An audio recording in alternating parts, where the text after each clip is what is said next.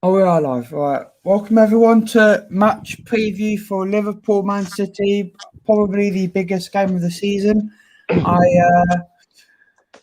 We didn't think it'd be this big, but this game's got to the point now where even if we do win, we are actually giving United fans an advantage. So this is a bit mental, but first of all, I want to welcome everyone to the stream. We've got Conroy, we've got Darren, we've got Bond, and we've got Amax at Football, JD, the absolute legends.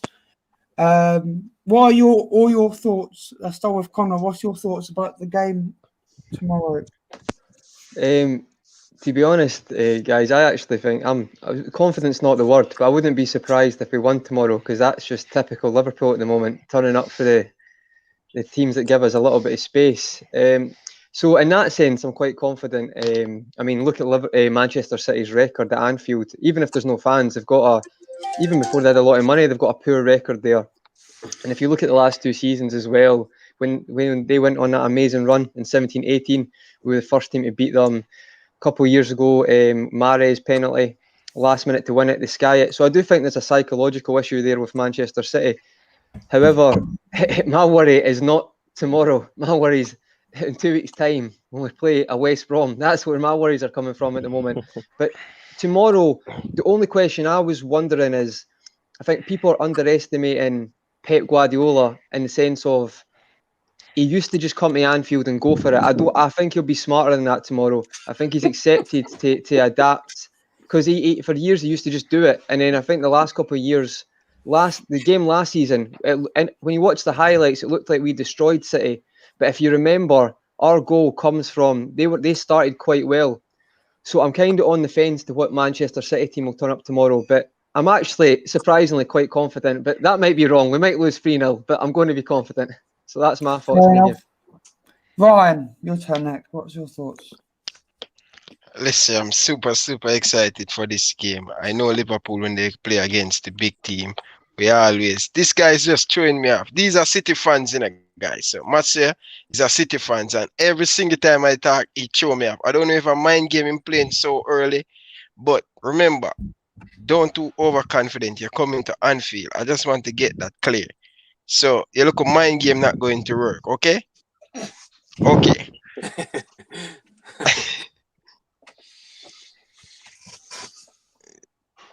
So we're going for it. We're at Anfield. If we want to go back in the title race, we have to cut down this Manchester City team. I know they're playing excellent this season, but I am super confident with Liverpool.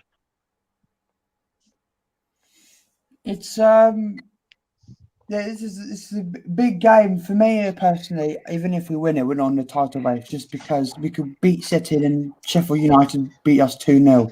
I agree, mate. Not Anfield, because we've already beat them at Anfield at Bramwell Lane. So to me, yeah, maybe it'd be great. We'll go unbeaten against the top 6 this season, but then we'll go beaten to all the bottom 6. So we're in the shits. But anyway. Not about that, Darren. Your turn. Yeah, well, what a strange season it's been, lads. I mean, a couple of months ago, Man City's last loss, I think, was away at Spurs, and I probably would have been one to write them off the title. I think we were coming into good form then. United were in a bit of form. I always thought the cream would rise to the top come the end of the season. It's going to be Liverpool and City there, and I still think that will happen. I'm very confident that Liverpool win tomorrow, and the reason being is Man City's last Anfield win was 18 years ago, and Elka got the 2. That shows how long ago it's been, and it's certainly a psychological factor. I think obviously Jurgen Klopp has Pep Guardiola's card marked, especially when it comes to Anfield. Last season, I was listening to Conroy there. It's a good point. It wasn't an easy game for us. We won 3-1. And the score reflects that it was easy, but City were in it right up until the end. I think 10, 12 minutes to go, they got a goal back, and they could have gotten even a second, a third one, because wasn't it a couple of seasons ago we played them, we beat them 4-3. We were 4-1 up, and City got 2 late goals, and then they could have even had 4-4. So it's thrilling encounters down the years, particularly at Anfield between the both teams. But I do fancy Liverpool to win. I think getting possibly Fabinho and Henderson back in that midfield role, where they're influential, where they make us tick, the two generals to the midfield. I mean, look, rival fans and opposition fans will say Henderson isn't what he's made out to be at Liverpool, but I think he's phenomenal. I think you see now in games where there's no fans, you hear them roaring, you hear that grit he has, that determination, the character that he is. He's the first Liverpool player, obviously, to deliver us the Premier League title, so that speaks volumes of him. But he's a humble lad, I suppose, off the field as well, not just on it. Performs phenomenal. So I think getting Hendo back into midfield will be big for us. I worry about a record we're going into tomorrow. If we lose, it's our first three league defeats in a row since I think it's the early 60s. I think it's 58 years, so that'd be woeful. But look, we're in bad form at the moment. There's no doubt about it. Beating Tottenham, going to the capital, beating West Ham was really good. We played well in both games. We bossed them. We really turned up our chest out and proved why we are champions in those. But I think this season for Liverpool, missing that spine in the team, making so many changes to centre back, not having the generals in midfield, obviously I think we've had 21 injuries this season, possibly 8 or 9 of those have been long-term injuries. And look, it's a genuine excuse as to why we've drawn a couple of games more than we did last season, obviously losing 4. Always this season was going to be very hard to emulate what we've done the last 2 seasons, and anyway, to get 90 odd points to keep up that high intensity, that energy, it was probably near impossible. And we've seen that with City last season, they'd drop off. So look, I mean, best of luck, I suppose, to Liverpool tomorrow. We're going to need a lot of it, but I do fancy us playing at Anfield, turning up. Traditionally against the big sides, we've always turned up at Anfield, no matter where we've been in the league, what form we've been in going into games. So I think most of Liverpool fans are confident of, I suppose, not losing tomorrow, and a lot will also be confident of winning. And I'm one of those that is confident of winning, but I do think it's going to be a really tough, difficult encounter for us, and we need to come out straight out of blocks with that intensity, with that energy, and put the pressure straight on City. 100%, I 100% agree.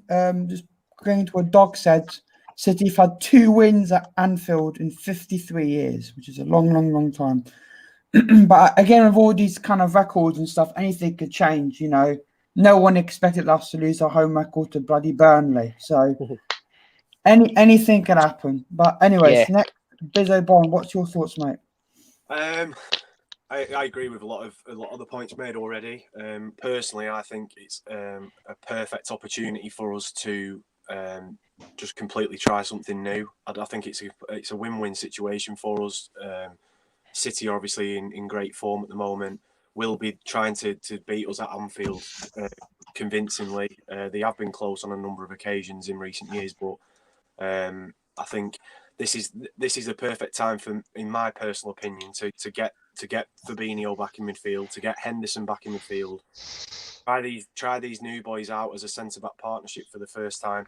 We've had 12 different defensive combinations this season already. One more isn't going to hurt. And to play him against the best team, arguably the best team in the league now, I just don't see a disadvantage to it. I think if we end up pulling off a defeat with them at centre half, the confidence goes through the roof. I think if we lose or get beat, then obviously the excuse is already there that they've never played before. So I think the thing Liverpool is missing massively at the moment, in my opinion, is Fabinho in midfield. And I've said it on a number of different shows, but I just think he's a different gravy when he's in the centre of midfield. It's not just Van Dijk that offers us confidence in defensive movement. It's Fabinho being sat in front of him, and you wouldn't have anyone really having a bet against a striker getting past that duo, first Fabinho and Van Dijk. So I'd like to see Henderson back in midfield. His presence is missed further up the pitch. I think with him being too deep, playing centre half, even though he's very vocal, as you can hear him on the games, which is perfect for us, and we do miss it when he's not on the pitch. It's not under argument that when he doesn't play, his presence on the pitch is missed. So I'd like to see both of them up back in midfield. And another reason is I'd like to see Thiago given a bit more creative freedom in the middle of the park to actually do what he normally does, as opposed to having to kind of like pull both strings and try and get back. And I personally think that Thiago kind of struggles with the pace at the moment. He's missed time in a couple of little challenges, getting silly yellow cards for putting his foot in a bit too early, which is exactly what Fabinho did when he first came to the club as well. So I'd like to see him a bit more pressure relieved off him, so he can actually do what we signed him for, and then rest the likes of Milner. Because I don't think Milner playing 3 games in a row would be beneficial to us with him at his age, even though he is a machine. But and then Wijnaldum as well. I'd like to see Wijnaldum given a break as well for a number of reasons. Number one, because I think he needs a rest. And I don't agree with the contract dilemma that's going on, that he should be playing as much as he is personally. But that's just my opinion with it. Fair enough. I'm Max. What do you think, mate? Well, one thing I have to say, I really love the panel today because all of you guys give pretty much insight for understanding comments as well. So I have to say massive respect to Darren and Conroy. You guys said something psychological edge from Liverpool, but keep in mind this time I think it's going to be a little bit different because what did Jurgen Klopp said? His team is mentally drained. And these guys are coming up in a good form. So you don't believe that psychological edge can be broken this time? Because keep in mind, you guys are at the worst point because you're mentally drained. That's what Klopp said himself. Because when he was up, they were actually talking about Trent Alexander-Arnold, why he's not making the simple marking in the box and giving away goals. You were saying that the guys are mentally drained. So from a person that played football at a very high level, I know that sometimes when you come in with that extreme confidence, the background and the historical facts really don't count because you're just determined that you're not going to lose today. And when you're coming up against a mentally drained team, I think you have the slight edge. So with what you said, I will still give you guys a massive chance. Because you said you have the psychological edge, fair enough. But I would put it 50-50. What are your thoughts on that? Because we are coming in the better form, and Jurgen Klopp says his team is mentally drained. So put it 50-50. I would go 50-50 that the psychological edge and the mental drain would be close to, if not equal. That's what I would go with because I'm trying to counter you guys' argument. You get me? And that's what I'm going with. Yeah. And because I had a structured system to play you guys, because I wouldn't like to see Pep go out trying to play 4-3-3 against you. I don't believe it's going to work, and you're going to give Liverpool a big advantage. So I would like for him to go with the 4-2-3-1 system because you can have Rodri sitting back deep and using Gundogan to play the longer balls because we don't have KDB in the system. And invite you guys to come out so we can isolate Trent and Robertson and the wings and the fullback because they normally come higher than normal and left your 2 centre backs exposed so we can play the cross balls and then try expose them. So to be honest, I think it's closer than most think. I said it yesterday. But I think the form will actually slightly edge City. I just believe that. We have to give, even I'm a City fan and I'm pretty much cautious of the game, to be honest. It doesn't matter what form Liverpool in. I am just always cautious of this particular game. But I think it's closer to 50-50 than any other time. You haven't got a better opportunity to beat us than you have tomorrow, have you? Really? Based on the form, based on the mental draining, based on the fact that our invincibility has been knocked now in two previous home games, there isn't a better time for City to play Liverpool, in my opinion, than tomorrow. However, yes, on the flip side, it's the perfect opportunity for Liverpool to try something new and kickstart the season. Yes, as well as that, sorry lads, City don't really need to win. Like if City come tomorrow get a point, they'll feel it's a great point there. And they've taken, would it be 4 points off Liverpool so far this season. They both, I think, were 80 minutes gone at the Etihad earlier in the season, were willing to say, right, we'll clash heads further down the road again. 10 minutes to go in that game a couple of months ago. Enough. I think both teams settled for the point in the end. So I think, look, probably more the pressure is on Liverpool with the form they're out of, trying to get back to winning ways. But look, if we're saying now that Liverpool probably are not going to win a title, because I do think we've a lot of work to do, then I suppose a draw probably wouldn't be a terrible result if we turned up tomorrow and put in a good performance. But like Liz said there, I think it's a perfect chance now for City to try and get their first win in those 18 years. Yeah, you're spot on. But Conroy said something early on. He said Pep has changed. I said it last night. The way he's approaching games, it's completely different. I think he came in with his flamboyant style, giving the Premier League no respect.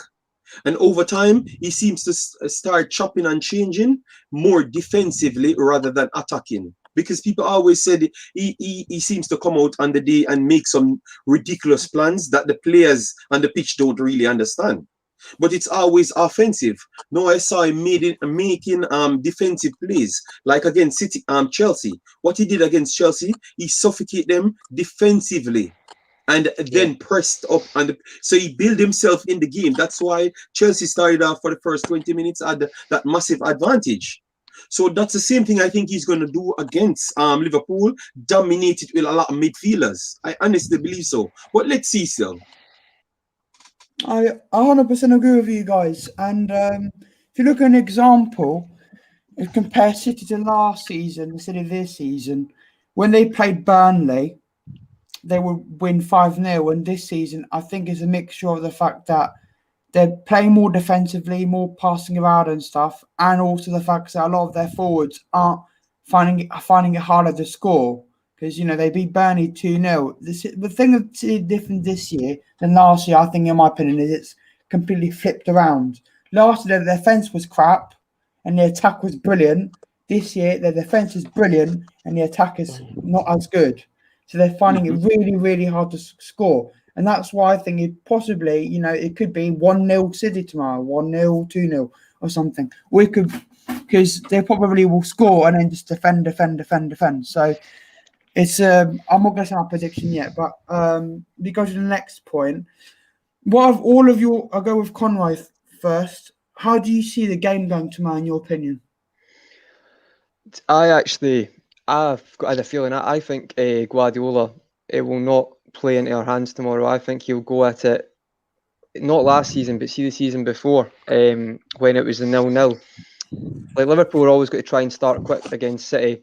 Last 2 seasons ago, I remember he'd done it and he kind of changed. I can't remember off the top of my head, but he changed the formation and it basically made it a lot. We couldn't get as much space. It wasn't a low block, but he just made, I think he might have played 2 DMs. He just made it a lot tighter. And then what happened, just like against United this season, is Liverpool right now finishing is so low that we start well, we get into the final third, pass is poor every week. And then what happens after 30 minutes, we start to get frustrated. And then exactly the same thing happened in the Man United game. Man United really should have won that game. If you actually watch the game at Anfield, Rashford's through. So I think Guardiola is going to look at that and go at it a little bit smarter. Because everyone just says, I want it to be end-to-end. Because if it's end-to-end, Liverpool love that. That suits us. It gets the confidence of Salah and Mane up. I think Guardiola showed this season that I don't know, you be as a City fans are probably the best to say it, but I feel that he's maybe not, he's looked at his style in the tiki-taka and he still plays that way, but I think he's adapted more. He's looked at the Premier League in the sense of he tried to kind of keep going with that football. So I've actually got a feeling tomorrow he's going to not sit in, but he'll be more smart tomorrow and more defensively, not a low block, not a Burnley, but he will be smart about it. And I feel like I could see it going the way the United game went, but I'm hoping it was like last season when Fabinho just smacks one in after 10 minutes and then the whole game plan goes out the window. I could see it being both sides having chances, but it being 1-0 Liverpool. That's what I think will happen. Not a bad chat. I really do hope that happens. I can't handle 1-0 though because the nerves. Can you see us scoring more than one right now? But we need it. So, Ryan, how do you see the game going tomorrow, man? In your opinion, how do you see the game going?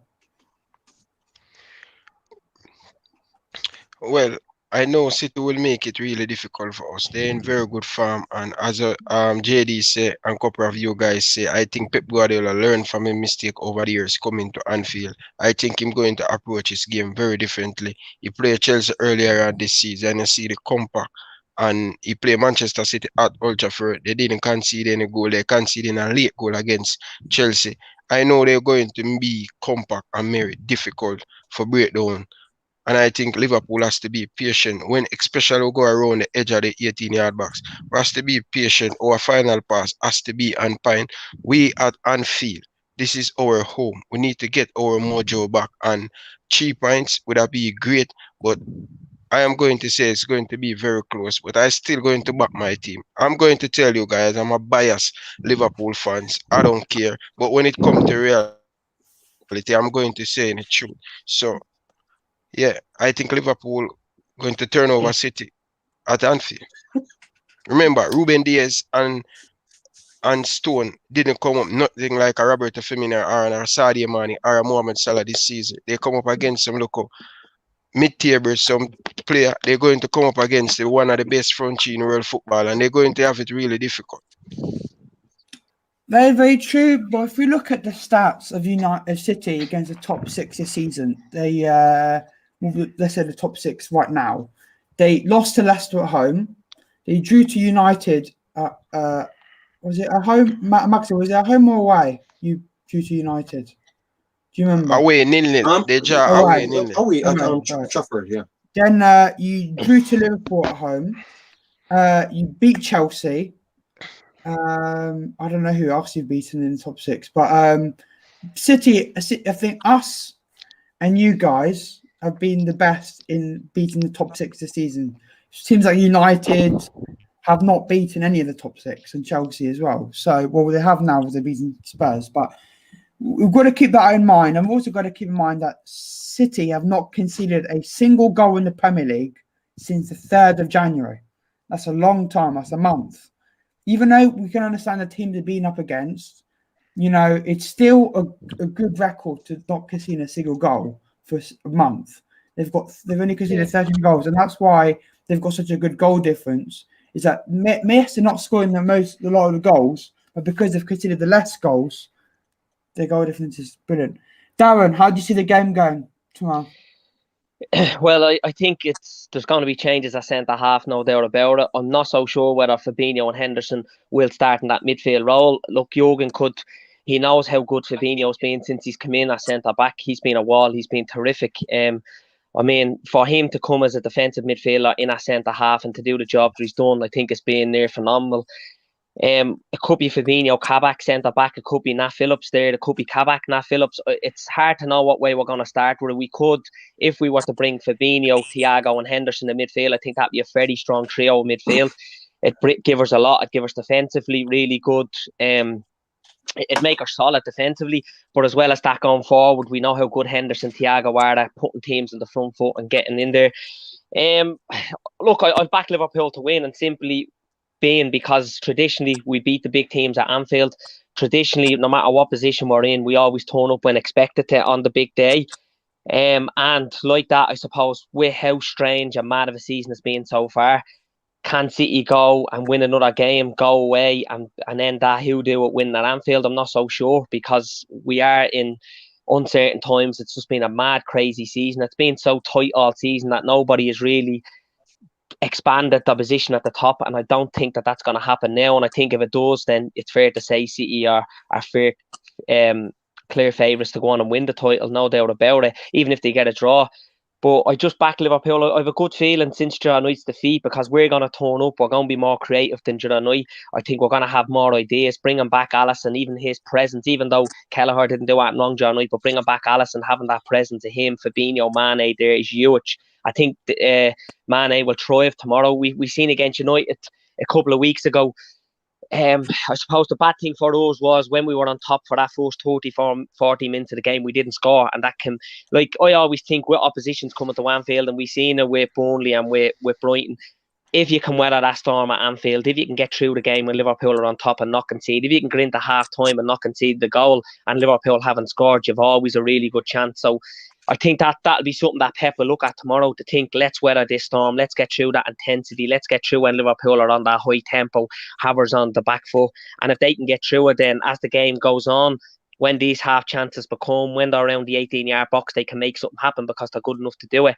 I'm going to back Liverpool to win 2-1, simply because, like Ryan said, I'm going to be biased. I'm a Liverpool fan and know what we've done, and just I'm not expecting City to expand any more than what they are. I think this is going to be a big test for them tomorrow. yeah, 2-1 Liverpool I go for, but let's wait and see what happens.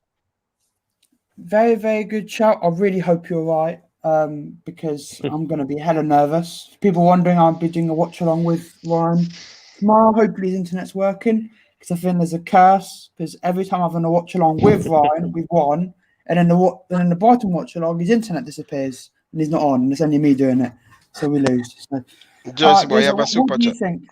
What do you think of the game will go tomorrow? 1 second. Jersey boy, you have a super chat. Oh yeah. Trudon says, Bizza, would you battle rap again? Would you ever battle rap again? Yeah, I still do battle rap. I'm with Premier Battles at the moment in a UK Battle League, so check them out on YouTube. There's a tournament coming up that I'm entered in soon, so that kicks off on the 20th of February. Bit of side promo then. I should I'll watch that. Anyway, Bizza, how do you see the game going tomorrow, mate? I think it all depends on the lineup. I think the lineup will reflect how we're approaching the game, and whether we feel like we're walking into something a lot more difficult. I think if he plays conservatively and has the likes of Henderson or Fabinho and Nat Phillips at the back, I think he'll be content with either potentially getting beat 1-0 or drawing the game as well. I think if he makes the changes which I discussed earlier with the midfield trio, and potentially playing either both the new signings, or I think I think he'll probably play Fabinho centre half with Kabak. I think that's the way he'll go with it tomorrow, because I think he'll try and balance it between the two, which won't be ideal in my opinion, but I think that's the way he'll go with it. I think it'll be a very neutral game. I just want us to be a bit more eccentric in the midfield. I'd like to see Curtis Jones play just to give us a little bit more attacking intent, because I think the likes of Milner, Thiago and Wijnaldum are just cancelling each other out at the moment and making it very sluggish in midfield. So I'd like to see a bit of flair in the midfield, and then I think you've got to stick with the front three as well. So I'd like to say Liverpool 2-1. I think that's what my head's saying, and yeah, I think I'm going to stick with that prediction. I just think, as we've said, against City, we always do seem to kind of like pull our fingers out a little bit and go for it. And I think, although it is City's prime time to beat us, in terms of form, in terms of the amount of injuries we've got, etc., I think we've got enough.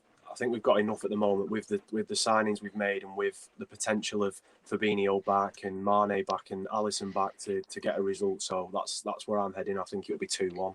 And the stats as well are, when Curtis Jones starts, we intend to get more goals and win more games. So it's a good start, really. So he does give us that bit more creativity and something different. So it's a good show. It's a good show. Bro, when he came on against West Ham, he changed the game in like the first 5 minutes. He just injected straight away into it. And I said at the start with Wijnaldum, I just think his head's not fully in it at the moment. He's probably got it on the back of his mind what his plans are at the end of the season. And I don't think that's the right kind of player to have in your team week in, week out, personally. As much as I do rate him, and I do think he's a brilliant talent. Look, I love Genie. I think he's genius. He's unbelievable. He can get through someone in a phone box, can't he? We've seen how good he is in tight spaces. He's phenomenal. And I think he's been brilliant this season, but he's played too much football, too much for the international team, where we've seen him score goals and play in a higher position. But for me, Genie, he's just played too much football. He looks mentally and physically tired. And I think probably leaving him out this game, maybe coming back for Leicester next week, because we are going to have to rotate. We're going to have to use the squad. It's going to give Klopp a bit of a dilemma now if the centre-backs do come in, because now we're going to have 4 or 5 midfielders to choose from out of 3. So who does he go with? So, I think tomorrow's lineup is going to be pivotal and will give us more of an understanding as to how the game's going to go. Yeah. 100% agree with you guys. I really hope some of your score predictions are right, because I really do hope we win. I'm going to give my thoughts before I go to JD. I sadly see the game going badly. I don't know. I just have a feeling that Klopp is going to make the wrong substitutions again, and I just hope I don't want to see Milner start. I want to see probably someone like Jones or something like that. But I'm not going to say my score prediction yet, because we'll go into that at the end of the stream. But I just have a feeling that we'll be, as JD said, mentally drained. And I think City will just go, "Do you know what? I'm hungry. We're gonna feast, and they're gonna score three. They're gonna. I'm not gonna say score prediction again, but they're going to cause real problems, and I think we'll be in trouble. But I hope I'm wrong. JD, how do you see the game going as a City fan? How do you see the game going? Before we get into it, because sometimes every time I do come here, you have some of Ryan individuals, and that's why you have people can always see some of these Liverpool fans are deluded. It's not always the Liverpool fans. It's some of these lunatics on the internet pick up the club itself to follow, because they don't have anything in their lives. Because this guy came on saying, I am crazy, you should not listen to me. I didn't say you're mentally drained. It's Jurgen Klopp said that. So you need to go and check your club that you follow. You need to follow, you need to listen to what people says. All right? And then you might learn a lot. And then you bring your CV and show what you ever win in football and what you ever done in football, and maybe you can come and talk to me. All right? Yep. Repeat what you're saying, bro. So, how do you see the game as a City fan? How do you see the game going, in your opinion? Don't give your score prediction yet, because we do that at the end. But just tell me how you, as a City fan, think the game will go. I think Liverpool will come out, because Liverpool fear no one, and not fearing anyone. I think Jurgen Klopp, he has been successful so long playing the same way. He's not going to change for anyone else.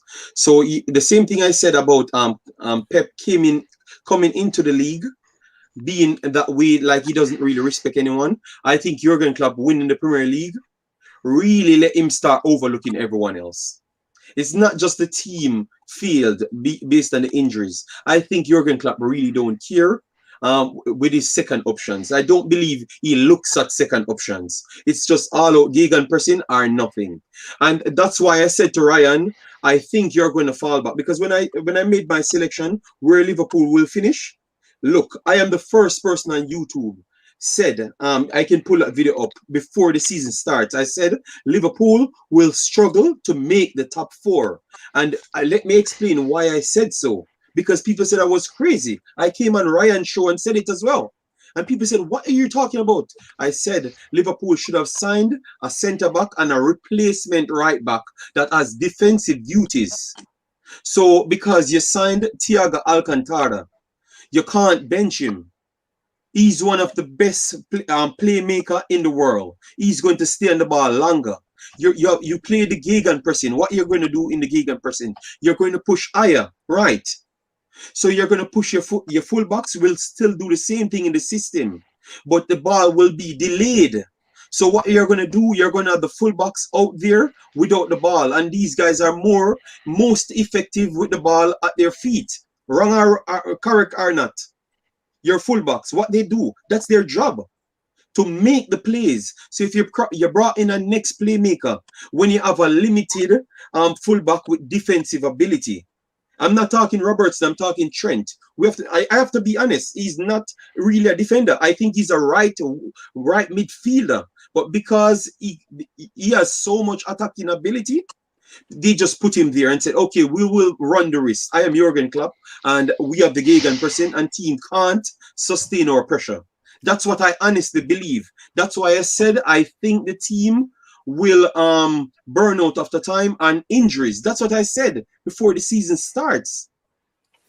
So really and truly, people need to stop saying people are stupid to say certain things about a club.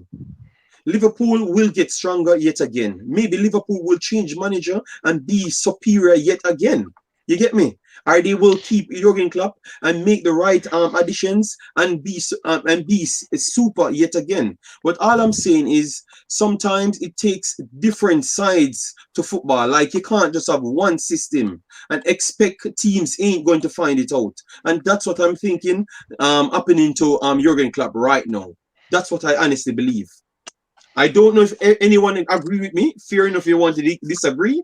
But I think it's just Jurgen Klopp is the problem at Liverpool. People won't see it, but I am saying it. No. I think his system is his lacking ability to have more than one systems will cost him in the end. That's what I'm saying. Simple. And that's it, the answer to the guy. I have watched Jurgen Klopp at Dortmund, and once it went bad, he couldn't recover. They nearly got relegated after winning the thing. So believe me, take that in account. JD. No, I'm just giving him facts valid... now because he believes that he knows anything because he's a commenter. I'm a footballer and I actually read things and research things. So come at me now. JD. Let me embarrass you. JD, listen to me. Jurgen Klopp has done great at Liverpool. I understand he have a lot of bad things go for him in Dortmund, especially in last season. You have to remember a lot of players get injured in that season. The owner continue selling the best player to him biggest rival, Bayern Munich. But I want to make some point to you. If you look at it, City last year, they have two player, and the complaint was saying Laporte got injured. Just a second. I give you. Hold on. I give you time to speak. Okay. No, I'm not hearing you. Laporte get injured last season. Yes. Leroy Sané get injured last season. That's the two main player for City. That's why a lot of people say that's why City haven't challenged for the Premier League last season. They fall so short because of two players. When you look at this Liverpool team, Ryan, just a second, I will get to you. Continue, Ryan, that is not an accurate statement. That is a lie, Ryan. We had 17 players got injured last season. Over more than 3 weeks. 17. Those are two long-standing injuries. Don't do that, Ryan. You know I have all the facts here, so don't play with me, man. But listen, JD. People has complained about the two players, Laporte and Leroy Sané. When you look at this Liverpool team, you have 17 injured. Okay, put it at 17 injured. 17 injured to who? Liverpool have 9 to 8 injured of them starting player out of this current team. But we have Van Dijk. Listen, just a second. You said injuries. Hold on. Injuries, Ryan. Every time I give you time to talk, you cut me off. I give you time. I'm just clearing the fact, Ryan. I'm just saying you said injuries. They never said long-standing injuries. That's what I'm saying. When you look at Liverpool, and people be fear, they give Liverpool a lot of harsh bashing this season, more than City last season. You have two key players that injured, and we have Alisson, COVID, miss how many games? Injured, miss so many games. We have Van Dijk missing all season. Gomez missed the whole season. We have Fabinho missed with injured. You understand? Mane, Salah, all of these players were injured, disrupt this Liverpool team. And if you look at it, bro, and be fair, our spine lost. When you lost Laporte last season, remember, you have John Stone, you have Otamendi, you still have a lot of defenders. Liverpool don't have none. We have our two player, two best midfielder, Fabinho and Henderson playing at centre back. While you have John Stone last season on the bench, I didn't play him. You play him instead of Fabinho, the centre back, the Fabinho, the City, the Brazilian, Fernandinho. Yeah. Yes, Fernandinho. Remember, bro. You have defender and you didn't play them. You choose to play Fernandinho, while Liverpool didn't have none at all. But Ryan, I actually agreed with you. I was just targeting one individual that commenters, because sometimes you have to straighten people, because sometimes they're coming with different narratives. Maybe he's not even a Liverpool fan. Maybe he just created that account because he wants to damage your show. So sometimes you have to straighten people like that. You understand? That's all. But I agreed with you. Liverpool people really disrespected them this season. I honestly believe so. I think these guys did well with the injuries, because they kept adapting. You get me? I do respect that. But all I'm trying to say is, if Jurgen Klopp with the kids, because that's the point I was actually upset. When you brought in the kids, right, like Nico Williams and those guys, please just sit back a little and give the guys them a time to build themselves into the game. He still came out playing an eye line and know that the guy is not experienced enough. And Rashford just embarrassed him. You know, and I really didn't like that. That's all I was saying. So I'm just saying that sometimes Klopp's No, it's good points, lads. Look, and I think, to be honest with you, for me, it's all about opinions and what we say, and that's what makes it great, doesn't it?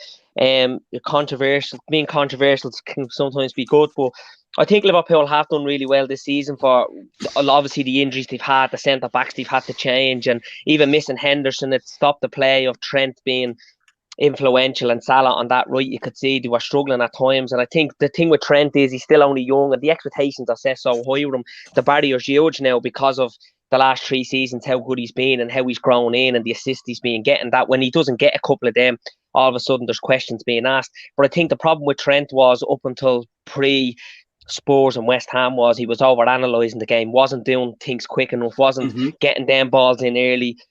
Was just over analysing it and just thinking too much. And I think when you do that as a fullback, and particularly in his position when he's an attacking fullback who's relied heavily upon getting the ball in and assists, that can just bring confidence down. But I think Liverpool's confidence were down a lot, and football's all about confidence. If you're 25 yards out, you can score an overhead or a volley or a header. You can score the goal out of nothing if your confidence is high. If your confidence is down, you can miss from 2 or 3 yards out. It's sitting goals. Do you know what I mean? And that's what we've seen of Liverpool this season, a lot of it. But I don't think we've done too bad for the injuries that we've had and for the problems we've had inside. But like that, it probably is time to try a different formation and just get the best out of players. And when the likes of Nico Williams and Curtis Jones comes in, just to have that bit more patience, because the problem is they're not playing football regularly. They're coming in and expected to be like for like players when sometimes the drop off is a lot. You know what I mean? So we do have to be a bit patient. And look, the season, there's still a lot to play for. We've the Champions League coming up, which we know we're going to, I think, do well in, particularly if we're not doing as well in the league. And there's still a lot to play for. There's records to be broken. And it's What just, I I suppose... What I wanted to ask you then, look, because we know to analyze football here, everyone on the panel, because I listen to everyone speak. Since we had even Liverpool fans clearly saying that Trent has a problem with focusing on defensive, right? Why not just change the system to a 3 at the back and push him a little bit higher? Because now his defensive duties will be limited. You understand?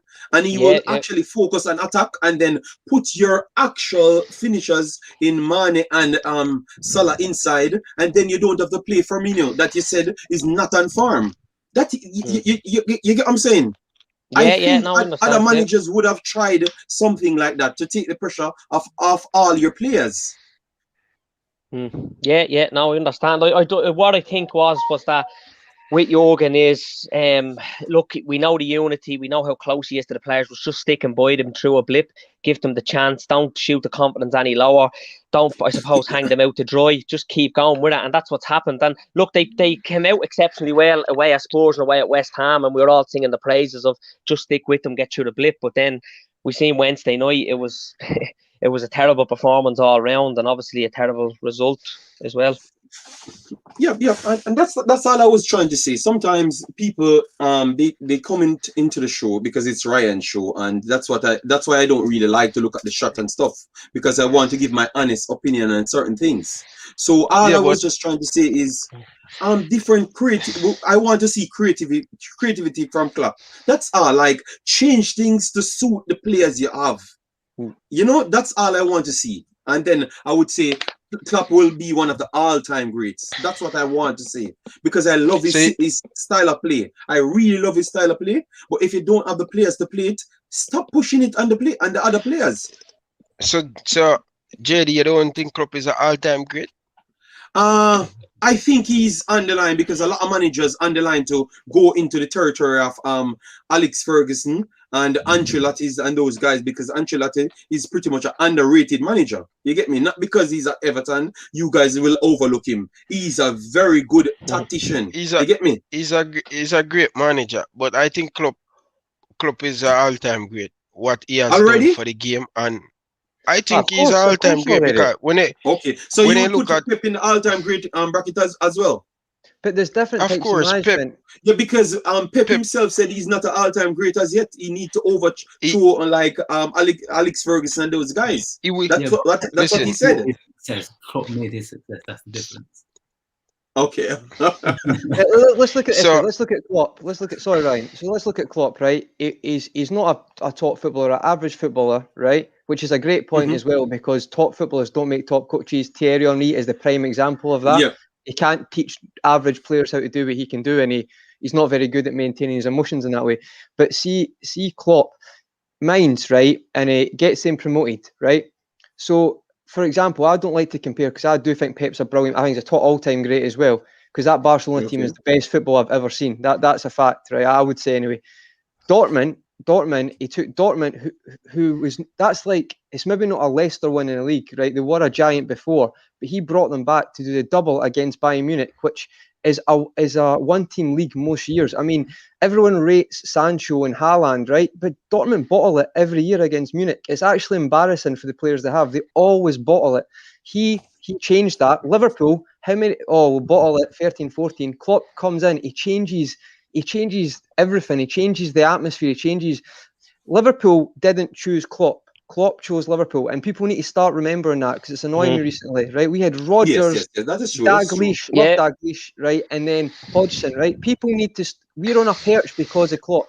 So for a manager to do that twice, that's why I think he's all-time great. And he's not And Conroy, you have to remember as well. Sorry for interrupting there, Klopp. Just while it came to me head. Klopp also, the success he brought at Dortmund, he done on a 45, I think it was just under £50 million net spend. That was incredible over 7 years. You know, that's really exceptional going on. At Liverpool, I think he's just £100 million net spend. He's done phenomenal things at Liverpool, like some of the players he's brought in for little or nothing, and to keep us where we are. And okay, we're going through a bit of a blip at the moment, and there's questions being asked, but there's always questions being asked once you lose a couple of games. Even of owners I've heard on social media, you know, there's some ludicrous points. But look, Klopp, I think, my opinion personally, he's been absolutely exceptional, and I think we couldn't have handpicked a better manager for the job with what we wanted to do as well with the money we had, you know. But I think it's circumstantial as well. So Max, I get what you're saying. Listen, sorry, Ryan. 1 minute, guys. I'll be honest with you guys. I don't really have internet at home. I using my he's gone.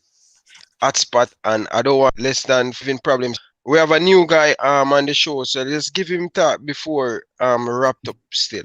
Thank you, Ryan. Yeah. No, if welcome to the show, man. I really appreciate you, man. No, man. Thanks for calling me on, man. And I love all of you lot. But if you want my opinions on the game, I think it's going to be an interesting one. And I think Klopp's comments leading up to the game is going to have a massive impact on what's going to come. I think his talk about our team being mentally fatigued and everything is meant to give confidence to City. And City always come to Anfield with a full sense of confidence. We've seen it plenty of times, to be honest. My biggest remembrance is that when Fabinho scored that goal is the fact that City thought that they could come at us, and we managed to catch them quite quickly on the counter. And if they come again to Anfield with that full sense of confidence, thinking that they're a much better team than Liverpool, because number one, Liverpool's form hasn't been great, but then on top of that, they feel that Liverpool are fatigued, they're going to have this sense of, we're going to win this game quite easily. They're going to come at us. They're going to try to attack us. And what that's going to do is leave gaps in their defence. And if you watch Liverpool over the last few games since about 21st December, the hardest thing has been breaking down defences, because you've had teams like West Brom who put you got two sets of 4 players at the back. They're not even in midfield. You literally got 2 sets of defences you're trying to break through. Whereas City, number one, have too much respect as a team to play like that. And to prevent them from playing like that, I think Klopp's coming with these mind games to try to draw them out from the back a little bit. And hopefully, I don't know, hopefully Salah just finds his form a little bit and, I don't know, gets a hat-trick. But I think we're going to get a nice 3-2. I think there's going to be quite a few goals. Hopefully Liverpool get back on their mojo a little bit. I'm saying 3-2 to Liverpool. Good shout. Yeah, I feel like I changed the topic of the conversation quite. No. It was a comment. It was a comment here saying that Alex Ferguson is not all-time great. Okay, look, I'm a Liverpool fan. Oh my God! Come on! God! Come on! This is getting disrespectful now, man. Listen, guys, I just want to tell you, don't really pay the viewers any mind, because listen, I don't want my wife to cut off my neck. So, guys, give me your. Just let us finish Chop, I would love to go longer, but my Wi-Fi, I didn't have the internet for a long time, so Ryan, I want to wrap up. I don't you want my have wife to kill me Jersey on boy. the internet, sir. Jersey boy can't continue the show if you drop out. I can continue the show if you drop out, Ryan. Yeah, if you want, we can run it, right? Yeah, Just if leave I and drop then out, come back. yeah, Just but no problem. Let the guys them speak, man, because they're talking Okay. pretty much Okay. a lot of sense. Just what you do before you go, remove the comment from the screen so I can see the names because I'm gonna forget everyone's name. or you move the comment. Just click it again. Okay, so Oh, it's Darren's removed. gone. Ryan, what's going on with you? Right. What did he do? You get In the talk at the moment. Click. Well, the comment is, it says comments, click it. To the plus, click it. I'm not seeing it, man. I'm sorry, guys. It took me Ryan half an hour to teach him how to make a live stream on YouTube, so he's not that good at computers. Can you just neither am I. comment and you click the one you've already clicked, or just any comment? Do you not see comments? No, it's a remove from screen. Yes, remove from screen. Oh no, you removed someone else from the screen. No, I think it's the right-hand side, Ryan. It says private chat, then comment. Ryan, instead of removing comments, you remove Darren and you remove Saif. I don't know, man. Listen, tell him to come back, and I don't know. I remove myself. I can't add them. Ryan, you just add them back onto the thing, Ryan. Just add them back onto the thing and just let it flow. All right, we will live with the comment and the screen. Oh my god! We've got the link. It's okay. There's Darren. You're wondering what the hell is going on. So, I want to lead you guys. So, if I just listen. I leave this. I want to remove my wife's service. I remove myself. I want to be in the chat. I remove myself. Just exit out and that's it. You don't just close exit Safari. Close Safari and then come back on. Exit out. No, your internet is so bad. You're literally freezing. It's like talking to someone in 2019, isn't it? Unfortunately, there you go, it's gone. I can't add anyone. I'm sympathetic though, because I can't do anything. There is some areas. See, at my work now in Scotland, some areas in Scotland, the Wi-Fi is so bad. Like we had a lecture the other day, and the guy genuinely, it's like if a bird passes his house within 500 miles, it freezes. So I'm sympathetic. There is some bad areas. Yeah. No, he's got very bad. The thing is, Ryan is. I'm not talking about Ryan's bad, but Ryan is very, very bad with computers. I wanted to set up a new watch-along thing, like a virtual studio and stuff. And I wanted to do it for him. He does not even know how to look at his emails. No, but in time he's going to get it. Just give him the time. How you go to give him the time. This is how you go onto OBS. This is how you do this. This is how you make a live stream on YouTube. But give him little time and he will get it under control. He will get it. It's about the content. The content's good. That's the most important thing. You know, people the content. Ryan came on. He came on that Liverpool show the other day, and he came on. I think Safe was there and Bizzle, and within 2 minutes he came on. It was like he dropped the mic. He was like, "We're going to win. That's it. They're rubbish. See you later." It was amazing. The content's amazing when he's on. Yeah, that's what it's all about. Good content. Yeah. But I need him for the watch along tomorrow because I swear to God, there's bad luck. Because me and him started doing watch alongs with this new virtual studio. Me and him starting Tottenham, and we won both of those games. And surprisingly, the Brighton game, his wife had disappeared. So maybe it's the bad luck. I don't know. But anyways, since the problem is I can't end the stream, so I'll have to figure out how to do that. I'll probably have to. No. I think he can do it without costing any more extra internet. All right, so since we finished that one, and we're going to go on to starting lineups. I'm going to go with you first. Darren, what is your starting lineup for tomorrow? Well, if it was me, if I was Jurgen Klopp and I had to do what I had to do, my starting lineup would be obviously Alisson back in goal. He's badly needed there. Trent at full back.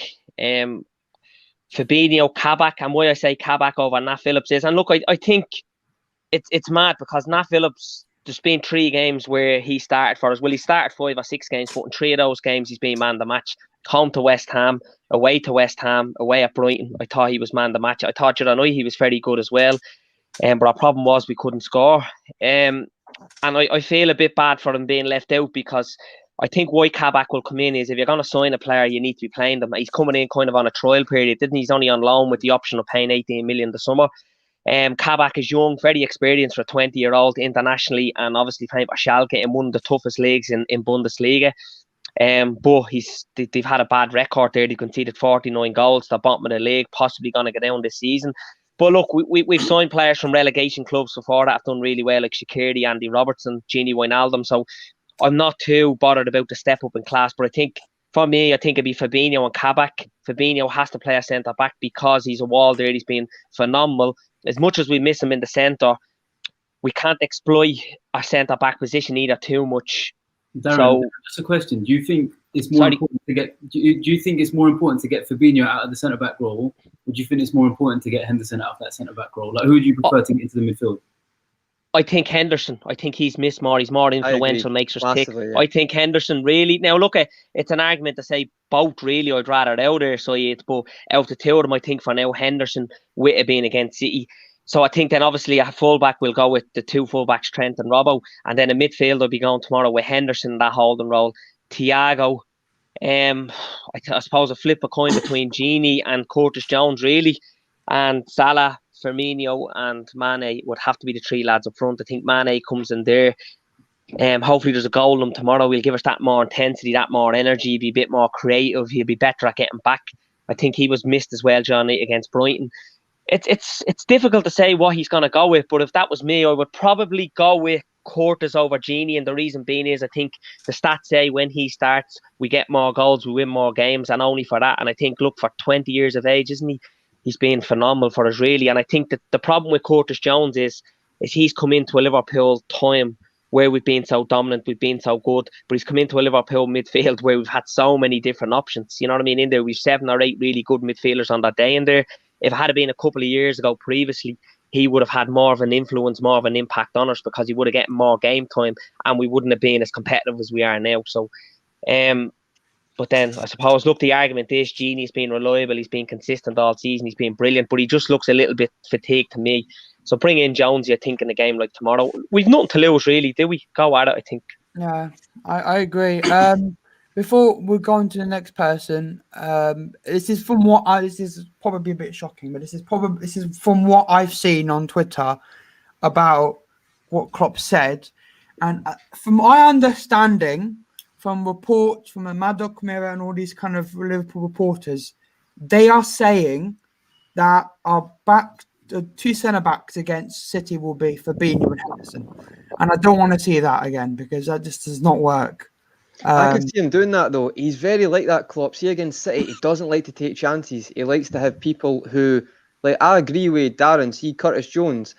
People against, see, the United game, people were giving him a hard. I thought he was good against United. I thought he looked up for it. I thought he was actually using a bit of aggression, and a bit of. You say vocalness with Henderson, but I think it's more like he makes players afraid to make a mistake, if you know what I mean. And it's like sometimes top players sometimes aren't great at that.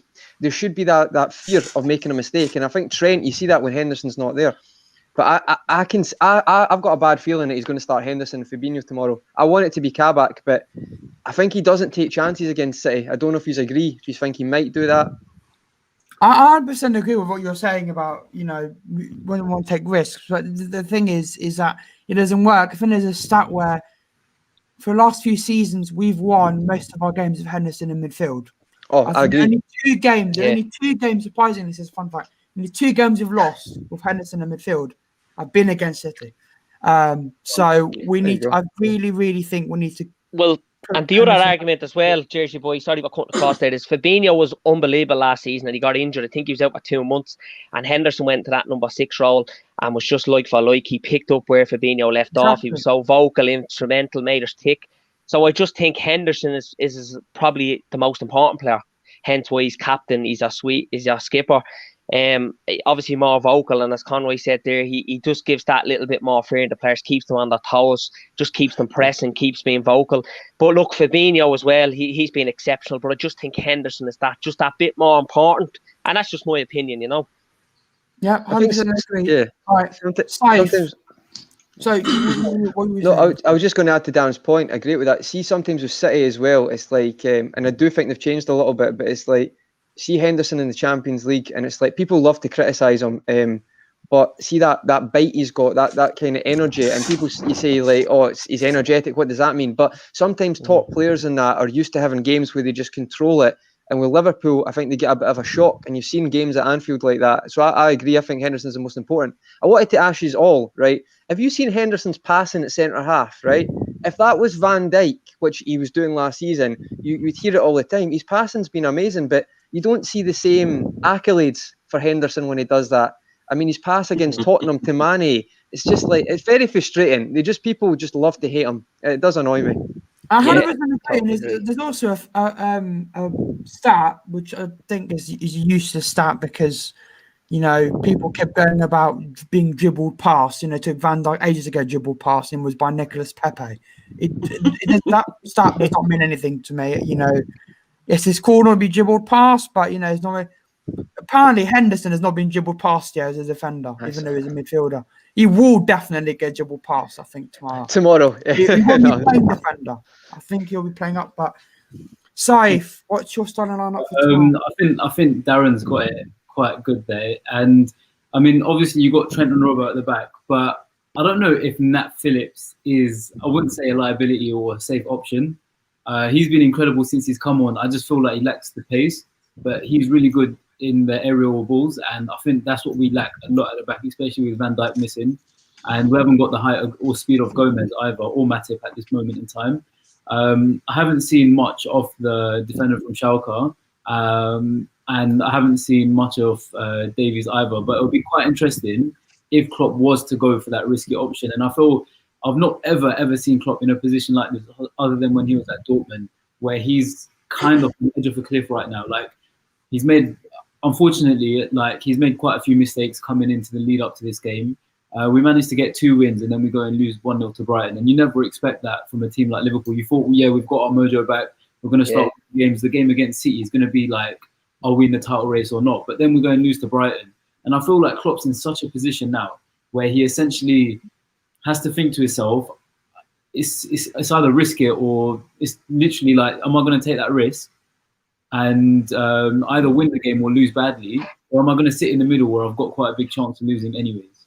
And I feel like he needs to come out of his comfort zone a little bit and stop looking for excuses in a way. Not saying it's Klopp looking for excuses. Usually it's the Liverpool fans on Twitter looking for excuses, but it's just that hope that Klopp's going to go for something a little bit different. And like Darren was saying, we need Henderson in midfield so badly.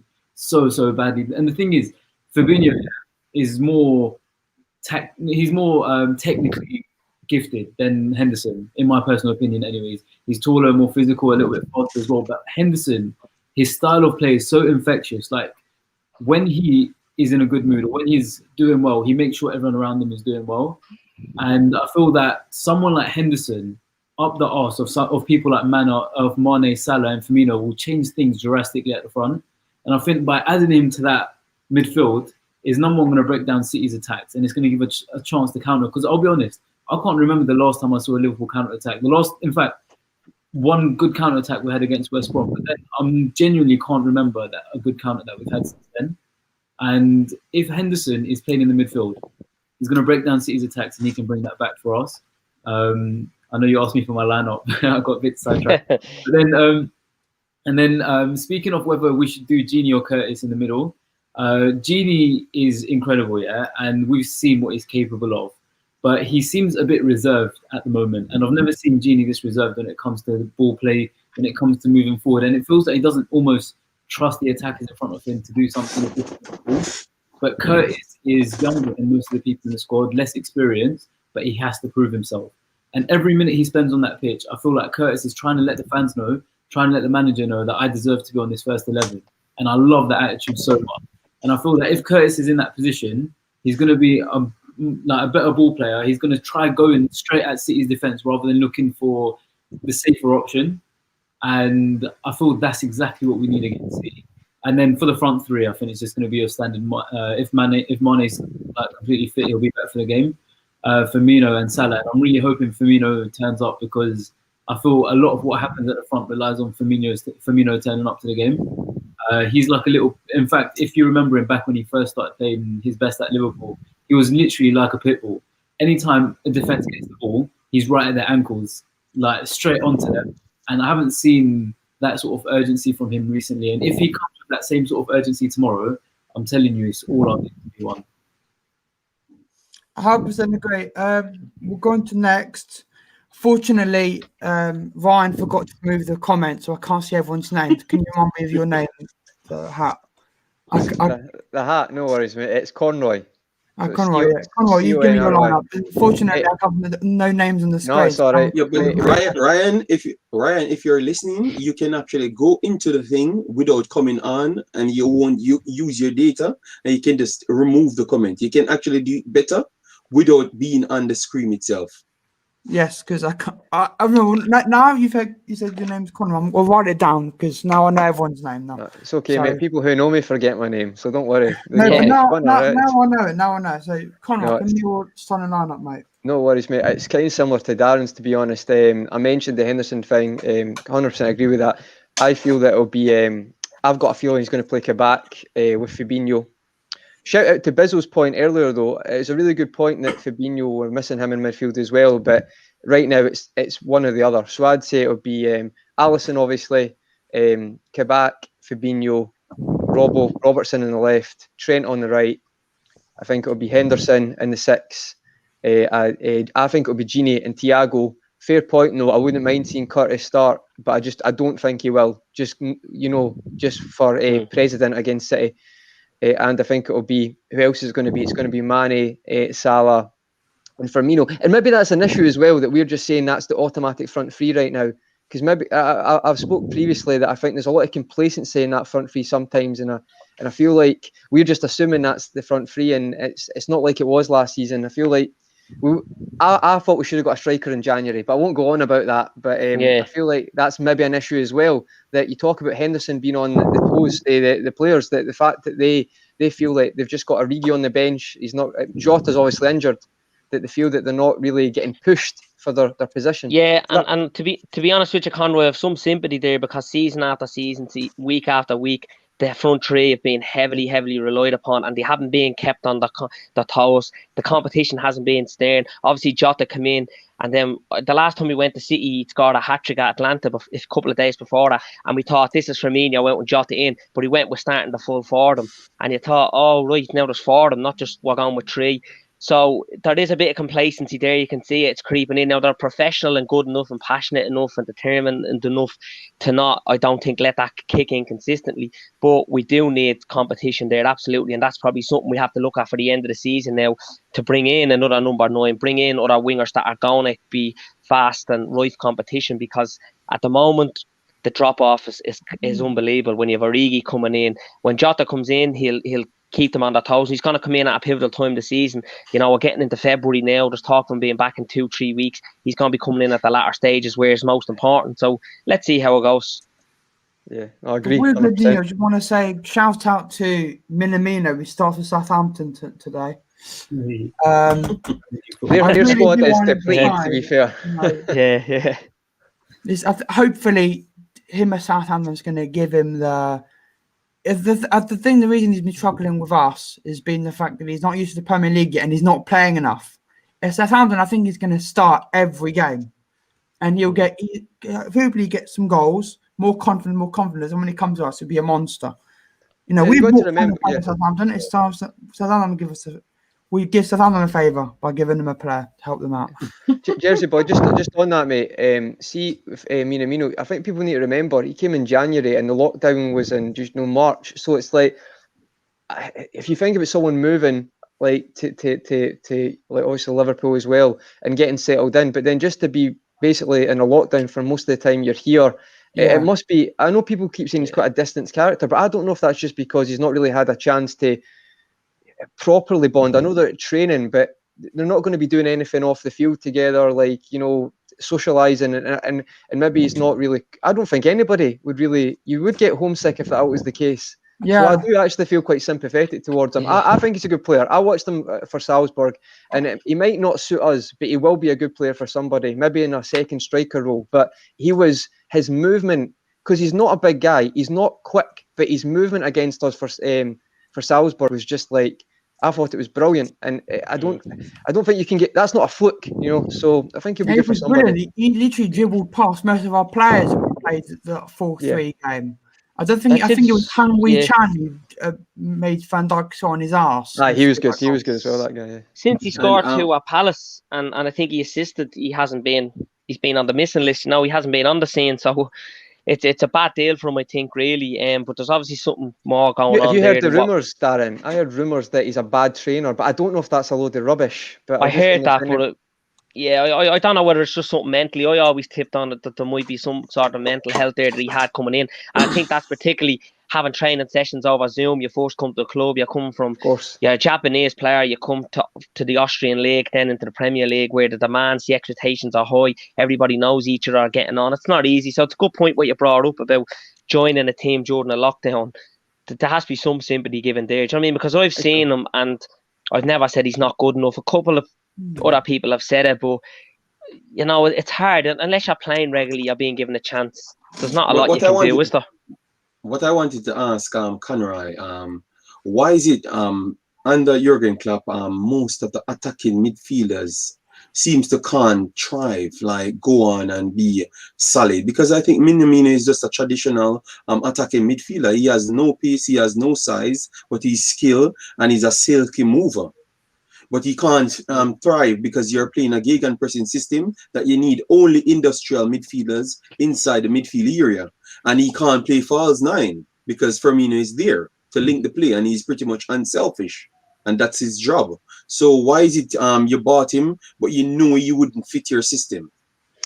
I think it's a good point, actually. I think when they looked at him, against Liverpool, he did look like you could play in quite a few positions. So say Klopp sometimes does that. They look at Oxlade-Chamberlain. He first bought him as he can play him at centre mid, he can play him at the wing. I think it did look like a no-brainer to me. He played really well against us, and we were playing quite well at the time. He was 7 million, and I think Klopp or the clubs thought we can use him in a few positions, and I actually agreed. But I don't know if it's maybe a mixture of what Darren's saying as well, that he's not in a great place now, and he just needs some game time, and he will come good, or it is maybe your point, IMAX, that he's just genuinely there's actually quite a few players that. See how you're saying he's not a big guy, he's not fast. He might just be a second striker. Like, that might be his role. He's great at getting the ball. He's not a continuo. He's not going to dribble past loads and smack it in the top corner. He's quite a smart player. So, like, he takes the ball. Like, I'm Scottish, but a great example of second striker. See, when Stephen Naismith was at Everton, he wasn't like world beating, but he was great at being just behind the striker. There's Tim Cahill was second striker as well. There's quite a lot of players like that. So for me, I think you might be right, IMAX, or it might be a case as what Darren says. If he gets a bit of football, and what Safe was saying, if he gets a bit of football at Southampton, gets his confidence up. There's lots of players who are confidence players. Aaron Ramsey looked like the best midfielder in the world for Arsenal in one season. There's lots of players like that. Shaqiri is at the club. He's a traditional attacking midfielder, but because he has a little bit more pace and he's physical as well. Don't look at his sharpness. He's pretty stocky. Strong. He's ridiculously strong. So that's why he can survive on the wing. But I honestly believe he's a traditional attacking midfielder. But he seems to can't get a break in the team. And it comes to mind. I think it's just based off the system. They played the 4-3-3 system more than the 4-2-3-1 system. And that's why a solid attacking midfielder just can't get a break in the team, because that's the way they can showcase their true skill. But even with Shaqiri, when he came to the club, it took a long time before he started getting game time. And even now, it's not steady game time. And I feel like for the way he's been playing recently isn't traditionally how Shaqiri was playing before anyways. He's had to learn how to fit into Liverpool's system, because at Liverpool, where he was before, he might have been a great player, but at Liverpool, he's just average compared to the rest of the team. And I think Minamino, as much as I love him, and he played incredible for Salzburg against us, but he's just below that average mark for our team. And for him to come onto the pitch and expect the game to change to work for him isn't going to happen at a team like Liverpool. And you're saying that, yeah, if we change the formations, it might work to his benefit. But I can't see this is Klopp telling someone like Salah, Firmino, or anyone behind him like Henderson, that, look, we're adjusting our tactics a little bit because Minamino is coming on. And, I mean, for me, that would be quite a wild decision to make. But now that Minamino is going to Southampton, I think, look, 2-3 weeks from now, we might be saying, bloody hell, I wish Minamino stayed. But believe me, just watch. He's a smart player. Quality that guy is. Like, at Salzburg, I remember that game at Anfield, yeah? Forget yeah. All I could watch the whole game was him. Like, that guy was, his movement, his, like you were saying, he's so silky. The way he does everything, his quick passes, everything about him was so good. But it goes into like what Darren and Conor have been talking about. His mental health ain't there. He's come to the team and hasn't been able to gel properly or integrate properly with the team and everything like that. And I think Shaqiri's the thing. Everything worked in his advantage, and only now that we're short on players in certain positions is Shaqiri getting his game time. And even then, I'll be honest, as much as I love him, he's genuinely up there with some of my favourite players. He's just not good enough for that Liverpool 11. And I think once they start coming back in, Shaqiri's not going to see game time. But Minamino, he's going to prove himself at Southampton, hopefully come back to Liverpool and start playing proper football. And see on that, IMAX, see if it was attacking mid to change the tactics. I think with a few channels have been mentioning it. I think if it's going to be a cam, it's going to have to be like a big, do you know what I mean? Like a Coutinho comes back, or it was a Fekir they looked at. So it has to be someone like that who's going to demand the change. Do you know what I mean? And I'm not saying no, I see what you're saying, because the problem with what you're trying to say is the problem with Liverpool now. Most of the guys were actually on the same level. Because if Minamino came in 2 years ago, he could have demanded that position. But because you guys went on to win the Champions League and the Premier League, these guys have actually rose in stature. And that's why he can't demand that way to play. Maybe, but as what I said, I strongly believe he's going to the footballing school in Southampton. Believe me, 3 weeks from now, you're going to say, oh, World Cup. You're going to start questioning Klopp, and it's not his fault. It's just because this team is just a smaller team, as what the guy said below. He will get enough time and enough respect to design something around him and let him play. And he's going to shine. Just watch. Just watch. I hope so. I really do. Yeah, I'd like to say. We'll see how we play today. I'm telling you. According to Google, Takumi's playing left wing. They're playing 4-4-2. Southampton. He's playing on the left. It's a left mid, yeah. So I really do hope it'd be really good. You know, about 5 o'clock today, just to see. Oh, Takumi's got a hat trick. Imagine he scores. We will look amazing. This will get even one goal. Yeah. I really do hope. But we've done all our lineups now. But now, JD, I want you to do a City lineup. Who do you think will stop for City tomorrow?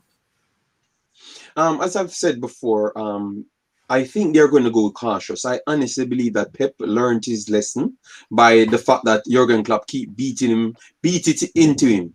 You get me? He realized that he's not going to win, and keep in mind, because this has nothing to do with the Premier League. It's a Premier League game, but it has nothing to do with the Premier League. What he's trying to do is trying to instill certain things into the players in big games, because he was brought in to win the Champions League, not the Premier League. And I think his time is kind of running down, and his patience as well, because he I would say he has himself on an high stature. So even sometimes he failed himself, he seems to want to move on. He's a guy that will get fed up pretty easily, Pep Guardiola. I just can't understand why he's like that, but that's his way. So what I think he's doing, he's trying to go on cautious, because the Leon game really haunted him. It really haunted him. So I think he's going to go with the 4-2-3-1 and give Liverpool space, because he knows that Liverpool's fullback and defensive centre-back situation ain't at its best. And the only way to expose that is to bring them forward. So what I would do with the centre-back, I wanted to put Laporte in there, but Laporte really don't play. They put him at left back the last time just to get him game under his legs. But I don't believe he got pressured enough by Burnley. Burnley didn't have a shot on target. So that's nothing to give you game time under your leg. You get me? You're just on the pitch, really just going through the motion. You ain't doing nothing much. So I think he's going to go defensive. So I will go with Laporte on the left side because he's going for security, and Laporte is immense. No, not Laporte. Sorry, Cancelo, because he wants the speed and he wants the attacking ability and yet still the same amount of defensive ability. And Laporte give you every single one of those things. So Laporte on the left side, Walk on the right side, even though he hasn't been at his best. But I think he's going to put him on the right side. And I will go with Stones and Ruben Diaz. And in my two in the sitting position, I would go to Rodri because Rodri is needed if you guys are going to put Henderson in midfield or the next big one that you played centre back with as well. What's his name? Fabinho. Fabinho. So you need Rodri because Rodri is just as big as him. And every time we play against Liverpool, Fabinho seems to always come with his bully type playing style. And he's really effective doing it. So we need Rodri inside that, and then we can use Gundogan. Gundogan has been maybe the best midfielder for City. So we need him to control the pace, something he did throughout the entire season, and link the play. So Gundogan and Rodri in the low block of midfield, right on the midfield third, the starting of the midfield third, and then right at the starting of the attacking third, I would go with the three, Bernardo Silva. He's going to be key. Bernardo Silva behind Jesus will be key. And then I will use Raheem Sterling on the left and Riyad Mahrez. I changed my mind from yesterday. Riyad Mahrez. I want guys that can control the ball and they are incredible dribblers. Raheem Sterling ain't incredible dribbler, but he's there for speed. Bernardo Silva and Riyad Mahrez are two incredible dribblers, if not the best dribblers in the Premier League. So I want them to control the ball because this Liverpool team, you can't look at form when they're playing against Manchester City.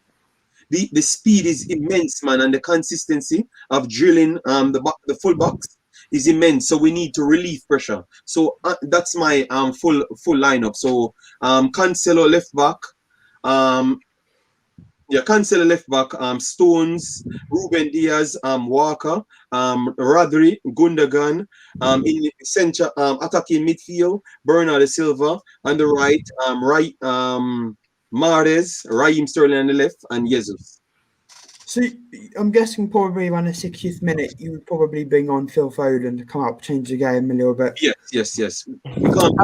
Well, I'm going to go last in my lineup. I'm going to go Alisson, Trent, Kabak, Fabinho. I have a feeling. Go Fabinho, Henderson. And we're going to shit. I feel it too, mate. Robertson, Henderson, Wijnaldum, Thiago, and a normal front three. I guess the good news is after this game, because we're not in the FA Cup, we get a week off. Because our next game's on Saturday. Well, no, we're doing a week off. We're 6 days off because our next Leicester away. Saturday against Leicester, which is oh my god. I don't worry about those games. Vardy, but we all know Iheanacho is going to have is going to feast. But we really got to change, and I think City will. I think I'm going to go differently, JD. I think you guys will go on with Edison, Walker, obviously Stones. You're not going to change your centre back pairing if they've only considered one goal in 1 month. So, and then Cancelo.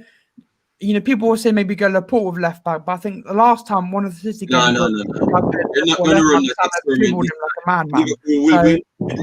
Cancelo, I think you guys will go Gundogan, Foden, Rodri, and then Sterling, Jesus, Silva. I have a feeling he's not going to play Mahrez. I'm trying to think what Pep will do. I think he should go Mahrez, but he'll probably go Silva. Pep will make one mistake. They won't really affect the game, but he will make one mistake in line. I can't argue with you because we expect him to do something like that. Believe me. So last bit, we'll go into score predictions. Here's the thing: is that I think you guys will do well. Obviously, I want us to Liverpool to win. I think you guys will do well, but we all know that Pep will make one little mistake. That might be for putting Laporte at left back, Zinchenko at left back, Mendy at left back. No, Mendy ain't playing. Don't even mention Mendy. He's not playing. Mendy at left back. That's just causing trouble. No. We're not using him. I literally saw that mistake Mendy made against Chelsea last week. That literally looked like a FIFA glitch in real life. Yep. Isn't it? How do you pass the ball 2 centimeters to the left and just watch the player run away? Something is wrong with Mendy, man. Something is wrong with him. The Chelsea player the ball is like, yeah, just there you go, just go on and score. So yeah, I think he'll go Cancelo, but we never know with Pep. Will he make a disaster class or a master class? Let's have a look. No, but he has to play Cancelo. So either is going to drop Kyle Walker, and I don't see him dropping Kyle Walker because of his speed. They need those speedy players. Yeah, it should be Kyle Walker against Liverpool. Anything else is stupid. Okay. No, that's what I'm saying. It used to be Cancelo left back, Kyle Walker right back. If it goes Kyle Walker and drops Cancelo, puts Zinchenko, you need to put. Even though I know Cancelo's not a left back, he's been doing good at left back. Yeah, so he can play any one of them. Last time Cancelo played at left back against us, it was 1-1 draw.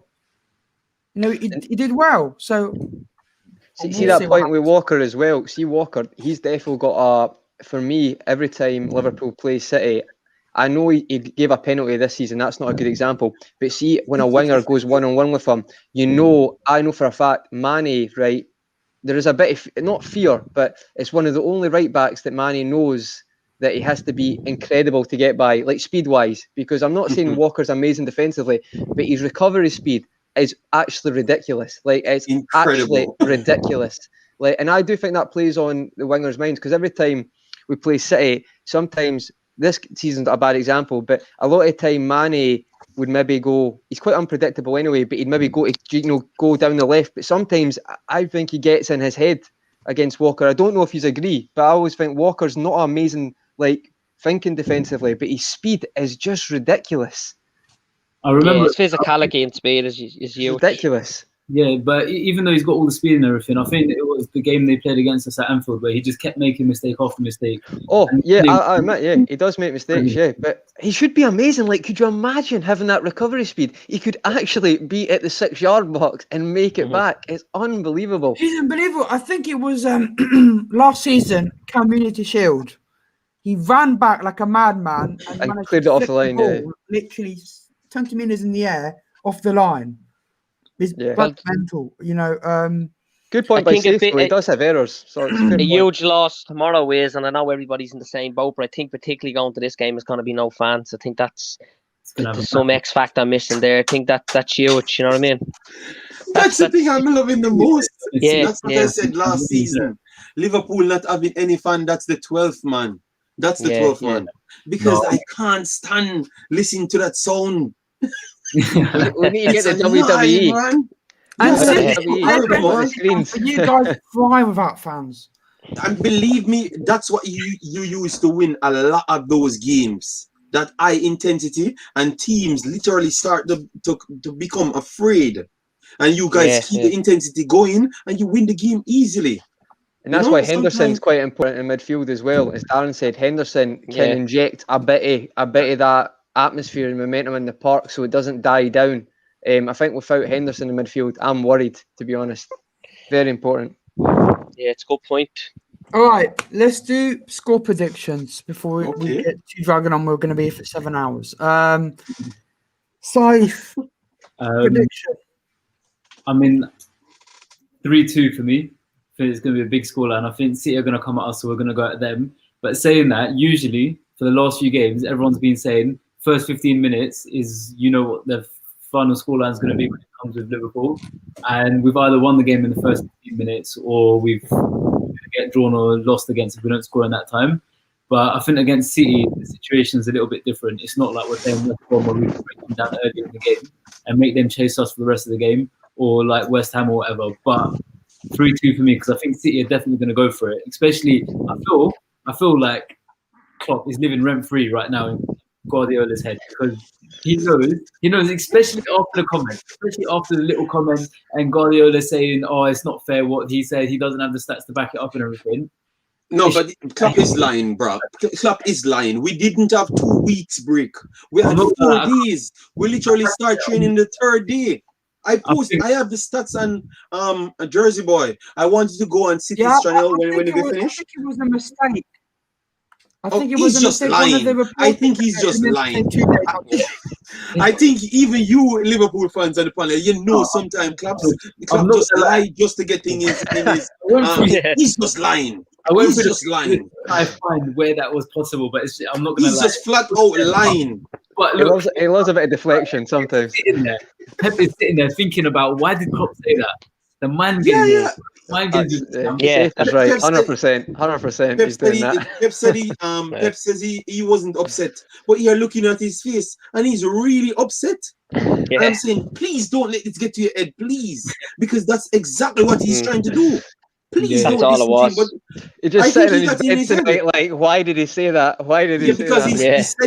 he said he's going to go to him before the game starts. Why? Concentrate on your team. Brilliant. Jurgen Klopp, oh my God, this guy is full of mind game, man. He's full masterclass managing, isn't it? 5D chess. So who do you see scoring in that? Do you know who you think is going to score in the 3-2? That should be said. Yeah, no, go on, Conrad. No, it was you. It's the question with you. Sorry, mate. Yeah. 3-2. Who do you think is going to score in that 3-2? Right, me, I think Salah is going to be back at it. I think he scored those 2 decent goals against United, and then he scored again as well. And I think this is going to be another chance for him to start getting his things back into motion. And also, I would like to see Hendo and Fabinho on the score sheet. I don't know whether that's actually going to happen. If we're playing in centre back, are very unlikely unless we actually win across for once. And I think City's going to typically be Sterling and probably Jesus. Jesus always scores against us. So you said Sterling will score against Liverpool? Yeah, I think he will. Oh my God, Sterling have been the worst player for the last 10 years against Liverpool. No, it's going to be the weirdest happen. The same way Brighton. Sterling ain't scoring. I don't have no confidence in Sterling playing good against Liverpool. I don't know if you guys sold him to us for him not to play well against you. Yeah, he hasn't scored at Anfield yet. Oh my God, man. Sterling have been the worst player, man. It's different this time. The thing is, usually Sterling crumbles because all the fans are there. Like I remember when him and Gomez had that little beef between them, and all the fans obviously backing Gomez. And Sterling's coming back to Anfield this time as a hated man rather than the man that was once loved, And this time you've got the fans. And someone wrote on Twitter, Anfield without the fans is just a pitch. It's just a park. And the thing is for me, it's still Anfield, but I don't know what it's like for the players. And for Sterling, it's going to have a big impact with all the fans there. So good point. It's like a training match. I am sorry if Sterling scores on this thing. I am telling you, I'm going to search for you anywhere you are, and I'm going to send you something. You have to get a gift from me. Believe me, because that guy never turns up. Remember, I'm saying it live. I'm saying it live. JD, remember though, see after we came back from the lockdown and it was the Gomez Sterling thing. But remember when Liverpool weren't great in that match when we won the league, but Sterling absolutely had Gomez on toast in that game, and where we've actually played you guys. Where you actually played you guys? No, man, there's no fans after lockdown. I'm saying Sterling. No, but I'm saying which location we played you guys? No, that was at Etihad, but I'm just saying that was the first game we played without fans. So believe me, lockdown doesn't matter. Fair enough. Put him at Anfield, this guy ain't doing anything. Yeah. You know how much money I lose last on Sterling? If you have in your my God, man. It's like we want him not to turn up, and we're He's not turning up. I don't have no confidence in that guy. I lost what? Let me tell you. In 2 seasons, I picked him as a scorer and City to win, and I lost maybe easy like 120 euros and 2 single bets in 2 years. I swear earlier this season. Yes. No, because sometimes I'm actually pumped up for this game, because I have a lot of Liverpool friends, and they're pretty much annoying. So I'm so confident. I'm trying to bet with them, and I just give away my money unnecessarily. We'll see if Sterling scores. But anyway, Conor, score prediction. I think it'll be like I said, I think both teams will have chances. I think it'll be 1-0. And I'm going old school here. I'm going, if he starts Gini Wijnaldum, 1-0 win. That's what I think will happen. So I better put that bet on, because that'll be like 200 to 1. So Well, if Darren was manager, he wouldn't even be starting. listen, and I agree with Darren. So if Curtis Jones is starting, it's Curtis Jones 1-0. Okay, that's what we'll go for. I would love that. Darren. 2-1 Liverpool. Salah, Jesus to score for City, and Curtis Jones winner. I think Salah will make it 22 goals this season, 16 in the Premier League. Whatever we think, he's momentous, he's majestic, he's marvellous, he's magic, he's Mo. He's just phenomenal for us, and I think he'll turn up tomorrow. I think if Firmino and Mane are bang on it as well, it'll be great. But I think we got to take our chances tomorrow. There will be a stage where we'll have pressure on City. We got to make the most out of that, and I fancy City to score as well. I'm going to go for Jesus to score. Hopefully it is 2-1. I would like a present, JD, to say that Sterling will score. But I don't think so either. I don't think so. He hasn't scored yet at Anfield. He hasn't really turned up. But with no fans, there's a chance. I think I would make a bet as well. Maybe a 50, extra 50 with someone on the panel about Sterling scoring. I will actually bet on it. No, I'm betting someone just match me 50 pounds to 50. Sterling won't score. If Sterling scores, you have to ask Sai for the lottery numbers.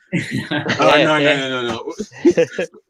No, I'm just so confident that guy won't turn up. You know, I just believe he's not going to turn up. So I would bet on it. Probably have a chance from two centimeters away from the goal when he'll put in Rosette.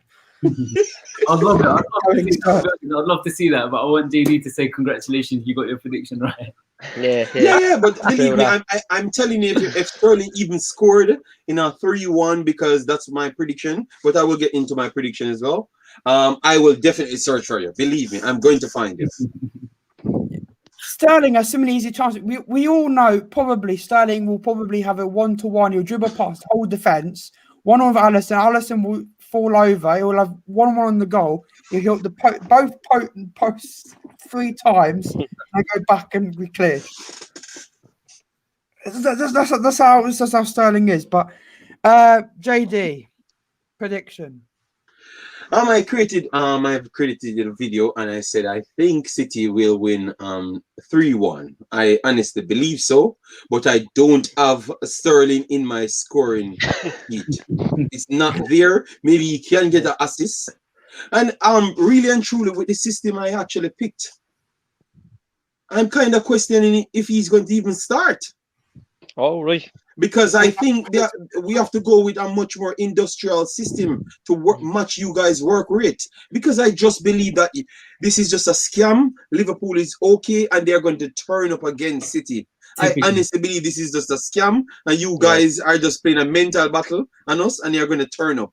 So I would go with one of the more better dribblers in my team. I honestly believe so. I would go with the safe bet, but I said 3-1, and I have Salah scoring for Liverpool, and I have Jesus scoring, Bernardo Silva, and I think one will come from Ilkay Gundogan. That's what I had, but I can be desperately wrong. But I hope I'm okayly right. Let's see. But I would be willing to bet on Sterling not scoring. That's one thing I can bet, and I think I'm going to win. And you win £1 billion. No. No one take me up on the challenge. Sterling's a good player, but the good thing is nobody has said 0-0. That's the good thing, because I can't put up another 0-0.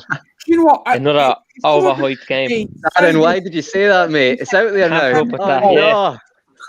You know, it would be so classic this season. We're all going to say, it's going to be such a good game. We're going to get so many goals. And it's the most boring game this season. Like, literally, every team has a penalty. They're putting Rosettes. Every team is the sitters. And no team has a shot on target. It's such a boring game. Well, IMAX, would you be content with a 0-0 considering you're coming to Anfield? I know 0-0 would have been perfect. 0-0 would have been perfect. Really? Liverpool ain't moving from where they are, and we would stay there, because keep in mind we are trying to eliminate people off the perch to rival someone else. So if we get Liverpool out the bracket, now we can just focus on United. And this season, if you watch United, once they're in a position to win, they seems to turn clueless. They seems to just give away the game because they don't want to win. You get me? Totally agree. So Yeah, they don't have that belief.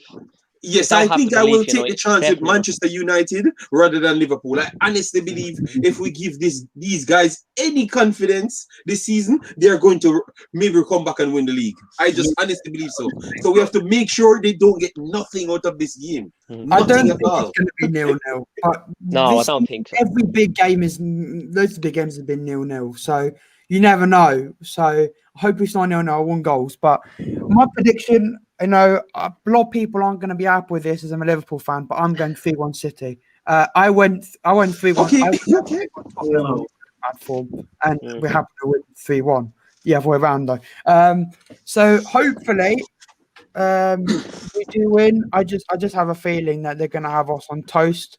I've got Salah scoring a penalty because Kyle Walker being stupid for 2 seconds. I've got Jesus, Foden, and John Stones score. Okay, John Stones. Okay. So no one bets on a 0-0. And no one's saying Sterling except Simon. We had a few topics that you wanted to add in. Because we were asked. A guy asked me yesterday about the Liverpool's problematic situation in the Champions League. You guys know anything about that? Oh yeah, what about the Leipzig game? Leipzig in Germany, yeah. I just heard they don't want Brits in Germany at the moment, but I don't think they've found a solution for the problem at the moment. I've heard Turkey, Denmark, Salzburg. London. I'm concerned. JD, what about the game for you guys in Gladbach? Has that also been? I think no one from England will be able to enter Germany. I think the opposite direction is pretty much okay. But the problem is maybe Liverpool don't want to play 2 games at Anfield. They want to get the 3 points and then play for the next 3 points. That's how they're going to do it because it's a 2-legged tie. So that's what they're trying to do. And remember, if you chalked off one of the game, it's an automatic 3 points with 3 goals. Yeah.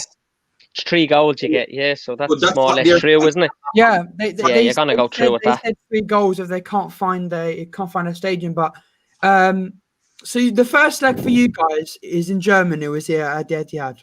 I think it's not going to play in Germany. I think it's going to be. I think City will actually give them both legs in England. I honestly believe so. And I think Liverpool should do the same just for the Champions League. You get me? Just to get it played and be fair with it. Yeah. First leg will be in London and then the second leg Anfield. Well, there was talk of London at Wembley. Yeah, there was talk of that. Wembley at the first leg. I don't know. I've heard some things, but I think they'll find a stadium. But it's madness. But here's the problem also. Is what's the problem also is what if the German players leave Germany to go to England and then they've got to come back home and quarantine for 2 weeks?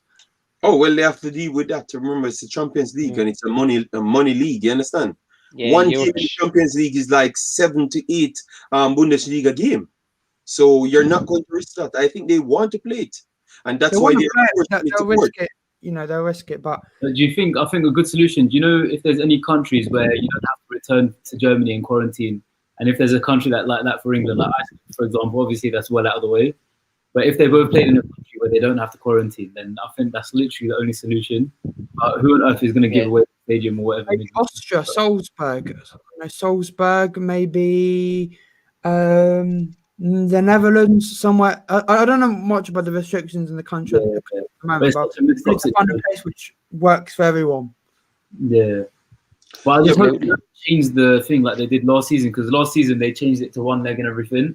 Yeah. If they do that, it's just going to feel like a World Cup sort of situation. But I like 2 legs. No, you need 2 legs, yeah. No, 2 legs is the way forward. I don't like 1 leg because I think I didn't enjoy it more than what Atletico did to Liverpool. But the team advantage goes out the door with 1 legs. Literally, Gladbach could get a last-minute penalty and knock you guys out in 1 leg. Yes, one leg and win 5-0 in the second leg. If it's 1 leg, we're going home. Believe me, Gladbach is a very dangerous team. The spur of the moment team. Remember, they had Bayern Munich on toast as well, and that's the champions. So you, this one leg game is very risky. Don't worry about City. Worry about Liverpool as well. Leipzig is a mania team.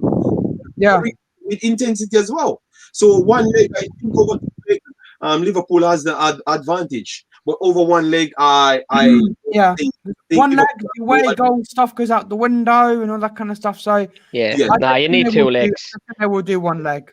For one leg, you don't have goal at away goals, right? No Yeah, away yeah. goals. No. Okay, yeah. So I think it's even worse. So Yeah, I don't like one leg. I think you know, like look, one leg, for example, last season, PSG were 2 minutes away from getting knocked out to bloody Atlanta, but they managed to score 2 goals in extra time. So it just shows how win it is. And you know, no one saw Leipzig beating Atletico Madrid to go to the semi-finals. But that's what I'm saying. So I don't think they will do one leg. I think they will just do. They might swap it. They might go, okay, Manchester will. You guys will do Etihad first leg, and then Germany second leg. When hopefully the situation in Germany is better, or they might do, okay, we'll play Anfield first, then Germany second. I don't want that though. But you know, them all the neutral stadiums, or for both of our teams, they might go, okay, you get a 3-0 advance in the first leg, and then we get first in the first leg.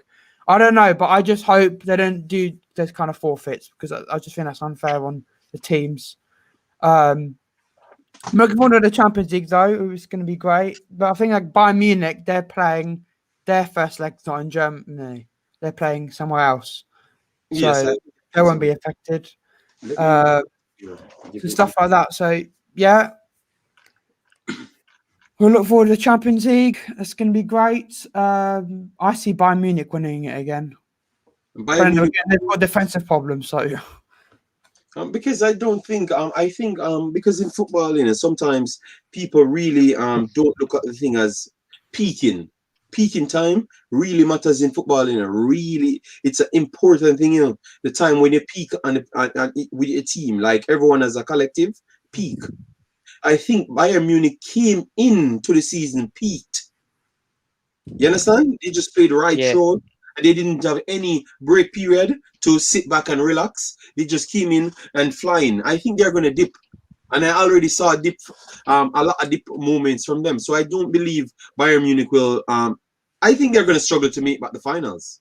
At the start, I said they were the favorites, but now I'm kind of changing my mind.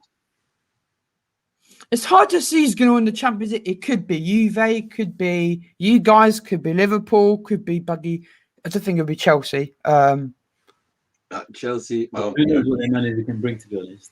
What do you think Atletico recently? Atletico looked good. Like with Suarez, like he's adding. I didn't think he had that in him anymore. It's so weird to see Barca and Real Madrid just fall. It's like Griezmann's been quite good recently for them.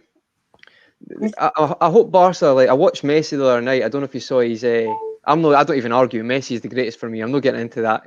But his map was. Did you see his map? His movement. I mean, for his age, he still goes about the pit. It's unbelievable. But I don't know. I hope you're not fair. You know you're not fair. You're not fair. You just said Messi's the greatest. I'm not arguing with anyone. I'm not getting into that topic. Oh, frozen. He's gonna. I'm hoping Barca have a bit of a resurgence. That's what I'm hoping for. But I mean, Suarez for me has came out of nowhere. I watched him in the 8-2 game last year. I thought that's him now. He's just gonna fade away. He used to be amazing at Liverpool, but honestly, if you've watched him for Atletico, he's just on fire right now. So they might be a shout. I don't know. They can always defend a lead. So we'll maybe see. Might be a shout. Having this big lead in La Liga, I think they will have enough time to settle and properly go to the Champions League. So it makes them Great point. Yeah, but your superstar, world greatest player, Lionel Messi. What are your takes on this Barcelona in 1.5? Oh my God. I have no clue how they have to pay off 700 million. No, he said he's the greatest. So we want to see if he has anything aside from his greatness on the football pitch. This is the facts. They have amount to debt 1.57 billion. And in the last 4 years, Messi took out of that 555 million. And then if they signed him, he had a re-signing bonus of 77 million with 35 million add-on. So in total, he took like close to 700 million, 712 million out of that 1.5 billion. So what are your thoughts on that?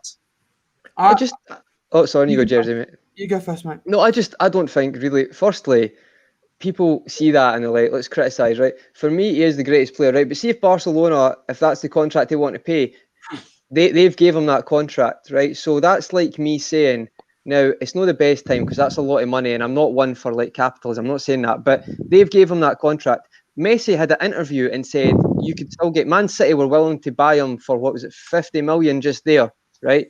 And Barcelona were playing politics and didn't let him go.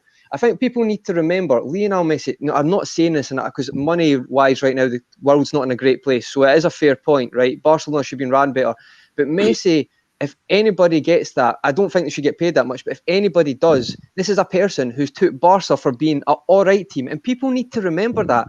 He switched it. So I think Barcelona had just slightly more titles. They won 10 titles since Messi's been there. They've had Ronaldinho, Rivaldo, never came close to any consistency like that. So what I mean by that is I see why Barcelona have maybe got a bit excited to keep him, but I think the club's been ran terribly and they shouldn't be offering him that contract. But I think it's quite hard to criticise him because it's not like they've went and begged him not to take it. We need to cut your wages. There were several options that they could have offloaded Messi, and they didn't. And I feel Saif said that. See, like Dembele, Griezmann, all these signings continue for that money. It's like, who is running this club? I think it's terribly ran. What I was trying to say, it's over 4 years, right? The pandemic just came in. So you can look at this. You can't run the club so much. You understand me? Because it's not his responsibility. If they offer him that contract, it's not his responsibility. He said he's a generous person and a genuine person, and he doesn't want to let the club down. That's why he was so upset because the contract was leaked. So people actually saw what he's taking away from the club and still leaving. You understand? You have to know you like it, but maybe fair enough, mate. Sorry, Dan. I think that the situation that you're right about Barcelona, it's scandalous. I mean, the money they spent in players and where they're at now, I think they've a long way back there now. And I think the attraction isn't once what it was there. You know what I mean? And now we're just going into a pandemic with no fans in the game. I don't know what clubs are losing, but I know Liverpool are losing 3 million each home game, which is madness. So there's a long way back for them. And who is Messi going to go to? Who are the two clubs at the moment that could potentially afford him? Man City, Paris Saint-Germain, probably the only ones. But are they going to spend the money, pay that wage for a player? How old is he now? He's getting 33, is he? So yes. I know there's still a lot of seasons left in him, and he's still an unbelievable talent and world-class player, probably the best we've ever seen. But serious money, you know what I mean, for just to lure him away in Barcelona. Just to go on, because Ryan's been texting me like a madman saying end of stream. I've got 20 hours left of free stream yards. Okay, yeah. Right, lads, I have to go now, so I'll chat to you soon, and best of luck, lads. Right, enjoy the game tomorrow, and enjoy the rest of the day. Right, lads, take care. Cheers. JD, just on that point, mate, sorry, just to say, it's actually a good point you made, though, because I feel like it's something that I love Messi, but it's maybe something that I know a bit about, but I will look a bit more into it as well, because you do make a good point, because sometimes it's easy for people to say, oh, well, he gets offered that much, but I think, to be honest, when it gets in that level of money, the amount of things that are happening, not just right now, in the last 4 years, there's a lot of problems in the world. So what I'll do is I will go and have a look more into that, because you've actually raised some good points. I didn't realise it was 4 years, so that's I'll check that out. But no, you're quite right. I think it's easy for people to just say, oh, he gets offered that, but really it's different if he's getting that and he's given half of it to different various charities or whatever. But it might be a case of he was upset why it's leaked, because maybe it's made him not look as well. It's affected his reputation. So I'll look at that. And you know what? You've made a good point. Maybe it shouldn't be that he's for me the greatest player, but maybe he has been a bit. That money could do a lot of good. That's what I would say. Yep, no problem. But before we end, I just want to say one thing: is that they have to pay off 700 million by June. I don't know how they're going to pay off that money. How can it be ran so bad though? Since Messi gone, I think he's going to go to PSG, but they're going to have to sell a lot of first teamers or sell part of the stadium or something, because how can they afford to if they can't even afford to get any players at the moment? How are they going to afford to pay off 700 million by June? That's ridiculous. How did it get to this extent? Like, It's we're Messi's still winning contract. leagues. I don't understand. How do you give this man so much money, man? No, considering the amount of money he gets from endorsements as well. So it's not like all his money comes from that contract. So I don't know. Is it maybe? It's frightening. They're based in Catalonia, right? Which is they're trying to become an independent state. Independent, yeah, of course. I feel like they might be bailed out partially by the government to an extent, because if you think about it, there's such a Barcelona itself is such a large tourist industry for Spain, and particularly Catalonia. Like, it's what puts Catalonia on the map. So I don't know if they're going to get some help from like the local economy of some sort. But to be honest, they're probably struggling at the moment because of the pandemic. So it'll be interesting to see what happens. Like, you're right, they probably will have to get rid of some first team players because they come with big salaries and they come at a high price as well. And it's probably the only way they'll find themselves out. But saying that, if they did that, they're struggling to stay at the top of the league at the moment. They're going to plummet down to God knows where. And they'll probably get stuck at like 7th, 8th in the Liga as well. That's going from a big club to a small club almost.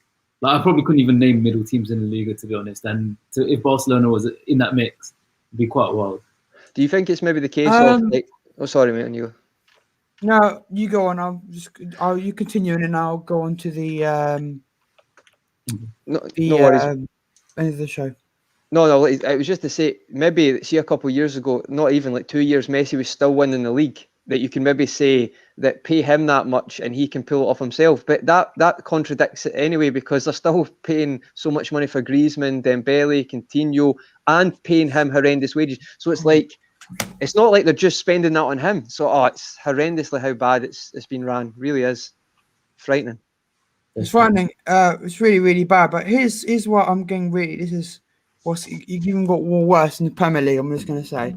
So Southampton have gone from losing 9-0 to United to now losing 2-0 to Newcastle. And Begnovic has scored another own goal. Oh my God, he's on my fantasy team. What is wrong with this guy? Guy has got red carded, scored an own goal, got a red card removed, and scored another own goal today. My God. So you're getting minus points. That is mental. But anyways, thinking Minamina's gonna have his. To be honest, you never know. Innit? Come on, never know. Overhead kick last minute. They're knight in shining armor. But anyway, we lost 1-0. I don't know how I'm going to end the stream. I think Ryan has to come on and do it himself. But no, he can just press it on his phone. That's what he needs to do. Just press it on his phone. From YouTube or something. Anyways, I've got watch along tomorrow with Ryan on this channel, starting from 4 o'clock, going through the lineups and stuff. Hopefully Ryan can come on this time with his Wi-Fi. Hopefully we win. Thank you all for coming. Thank you, Saif. Thank you, JD, and thank you. I forgot Conroy, mate. It's all right. No worries. Conroy. Conroy. Stupid names on the screen. No, it's all right. Thank you guys so much for coming. We'll Cheers, possibly do more stuff like this in the future. So since we can't end the stream, and I don't think right now, if you have no Wi-Fi, just leave the studio and there'll just be a black screen. Okay. And then you're going to waste the time. That's ridiculous. And I'll just be a black screen. There'll be nothing till Ryan comes on answer. Oh, so why is he? This guy is weird because he can text you, but he can't go in his phone to end. I don't know. He says it uses a lot of data, right? But you need to read out some of the comments, then answer to some of the commenters that he can show the respect back to the people. That I will do, but then Ryan's gonna have a go at me saying, "Why are you keeping the stream going?" Tell him to go get on the phone and end the stream. Get on the stream. Get on the stream. End the stream, Ryan. Oh my God. Adam is fit for Sunday. Yes, he is. Instead of coming out of beating Liverpool, puts an own goal. Mission is 2-0, Liverpool 2-1. No one getting past Diaz. I think people will get past Diaz, but Diaz is a great footballer. I'll text him for God's sake. Nice to meet all you guys, though. Obviously, I know he's safe. Nice to meet you, Jersey and JD. Thanks for that. Really enjoyed that. Yep. It's just sometimes with Ryan fans, because I am from Jamaica, naturally. Yeah. I think they just like to believe that I'm going to get angry if they try to wind me up. You understand me? But I just spit facts back to them, and they're going to always have problems. You get me? A lot of keyboard gangsters, mate. A lot of keyboard gangsters out there. A lot of keyboard gangsters. Get in, man. Get in. Taki scored. No way. Taki scored. No way. Let me check that. Let me check that because that's an not absolute beauty of a goal. My Sky Sports app is so Oh, delayed. get in, what? man. What I said to you guys. He's going to make people think.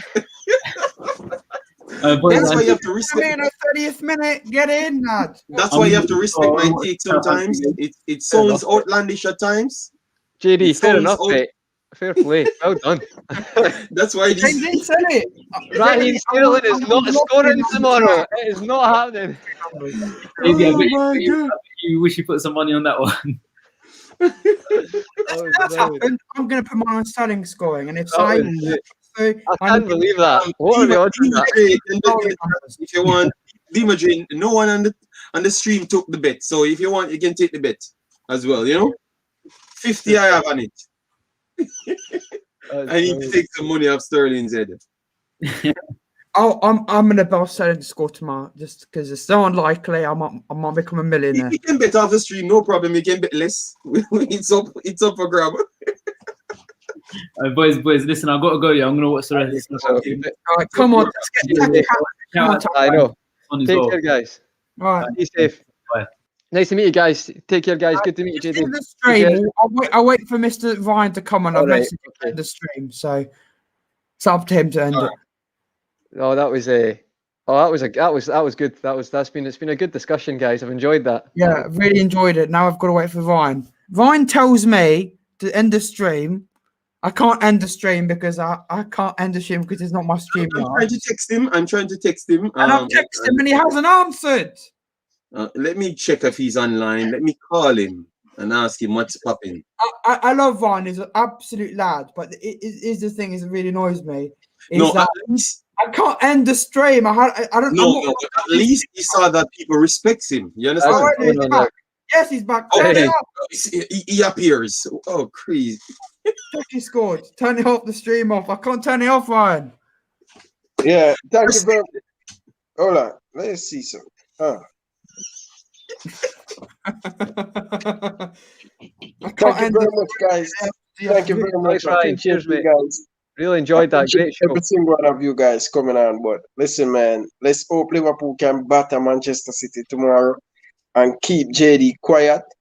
You know, but shout out to every single one of you guys in the chat. Appreciate you guys. I hope come next week the internet can be back. It's still not back.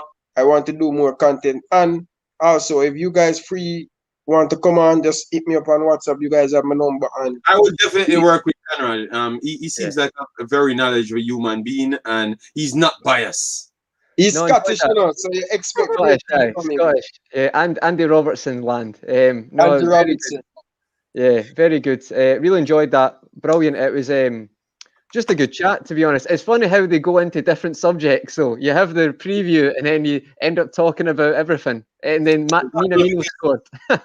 Yeah. That's great. But that's why people need to respect my game and analyzing football. And some of these guys in the comment need to just relax because you never played football before. So you've got the video, mate. You've got the video. It's not every footballer is a good analyst, you know. So remember that. Every time I call something out, it seems to be correct. So people need to give it respect on the channel. They need to respect on the channel.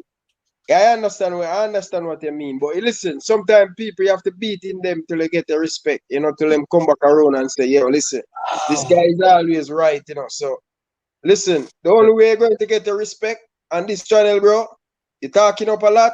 Make sure you beat Liverpool. If you don't beat Liverpool, they will come for you. Well, make sure you're not hiding, and make sure you do a live stream after. Yeah, I will definitely.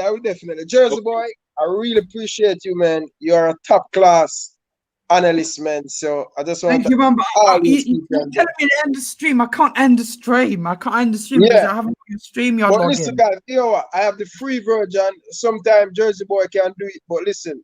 I know every time I want to wait for Jersey boy, something come up and I want to just flash. I just want to keep my little free time and the good things. So I don't want it run out. You understand? What if Jersey Boy on the road and I want to go live? He on the road, I can't go because my thing run out. So I appreciate you guys, man. I hope Liverpool, JD, as I said, the only way you're going to get respect, you have to smack Liverpool at Anfield. If you can't do that, the people will not let you down. No. Oh no, Ryan, you've jinxed it now. I think you've jinxed it. Myself, big up yourself, Dupe, big up yourself, Cool Game, big up yourself, big up Mo, big up to every single one of you guys down in the comment. Until next time, from a boy Ryan LSC and Jersey Boy, I like to say peace out. Thanks for watching. See you in the next video. Thank you. Watch along tomorrow. Definitely. And the street.